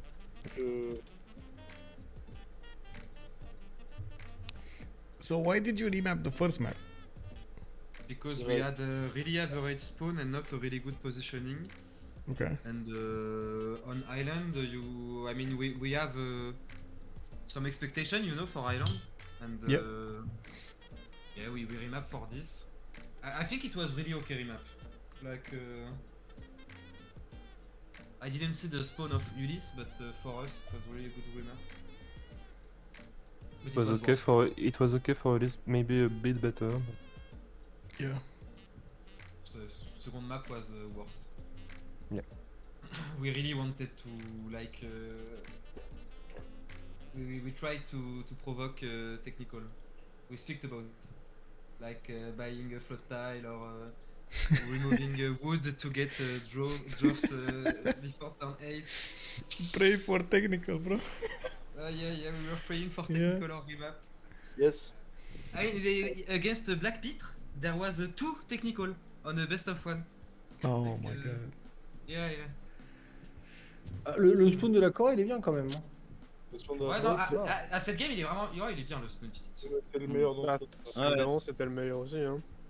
Ouais. Bah, Ouais, la raison pour laquelle on Je joue. le voulais, ce rite de Ferti. Je le voulais. La raison pour laquelle on joue 70 tours, c'est moi qui push, hein, sinon on arrête. On arrête J'avais les peur. Hein. Non, en vrai, moi, je J'avais savais un que peu c'était peur. probablement Après, la on m'a merde. dit que vous étiez même pas à 100 GPT, j'avais beaucoup moins peur. Bah, gros. Up 4 tanks, oh, ça va le faire. Tu sais, moi je voulais colonie, hein, je voulais pas rite. Ah ouais Pour être d'après rite alors Ah, parce que Il c'est a la plus même que chose. au tour 3, je sais Colonie, pas. Ah j'ai ouais, pris pour d'accord. 3 ou pour 4, je sais plus. Parce que moi, je l'aurais bien aimé le rite, putain. Je suis parti colonie sur les 2 games. Pas fait du Aussi, je voulais colonie. Moi je voulais Désolateur, mais il était pas ouf. Donc je l'ai pas pris. Je voulais juste un spawn un peu comme Sprig là où on peut expand quoi, normalement, tranquillement, sans taker construction navale. En vrai 120 gold pour avoir une 2-2 et au petit départ, c'était pas mal aussi. Un cerf, ça m'aurait mis bien. Juste un. Bart, je te dirai en MP plus tard des trucs, mais t'inquiète. Voilà ce que je pense. De quoi tu me diras des trucs? Qui pense de toi en tant qu'être humain? Je te dirai quelque En chose. général, que ce En soit sur général. civilisation ou en réalité. Voilà. Voilà. Et sur ce, moi je vais vous laisser. C'est tout mec, GG. GG. GG. 1-0, c'est quand la deuxième game? Mercredi. Mercredi, Quelle heure? 20h30. 14. 20h30. Donc rendez-vous mercredi 20h30 pour deuxième match. Et la map, vous devez la dire quand? 24 heures avant. 24 heures avant. Ok. Voilà, comme ça on a toutes les infos, que ce soit les viewers ou les personnes dans le chat. Je vous fais des bisous. Bonne fin de soirée à vous et GG encore une fois. Bonne Yes. soirée. Ouais, GG, bonne soirée. Bisous. GG, bonne soirée. Thank you, Michael, fantastique. Putain, en early, moi, il bien It's my fait chier. pleasure. Thank you for having me. Thank you. Bon, encore. So there we have it. We heard from both teams, from both sides. They were complaining about the map quite a bit here, or the first map and the second map as well. They even tried to do some quote-unquote getting technicals over here, forcing a technical chopping stuff and getting, trying to get floods, trying to get to lose a population over there so they can get a technical.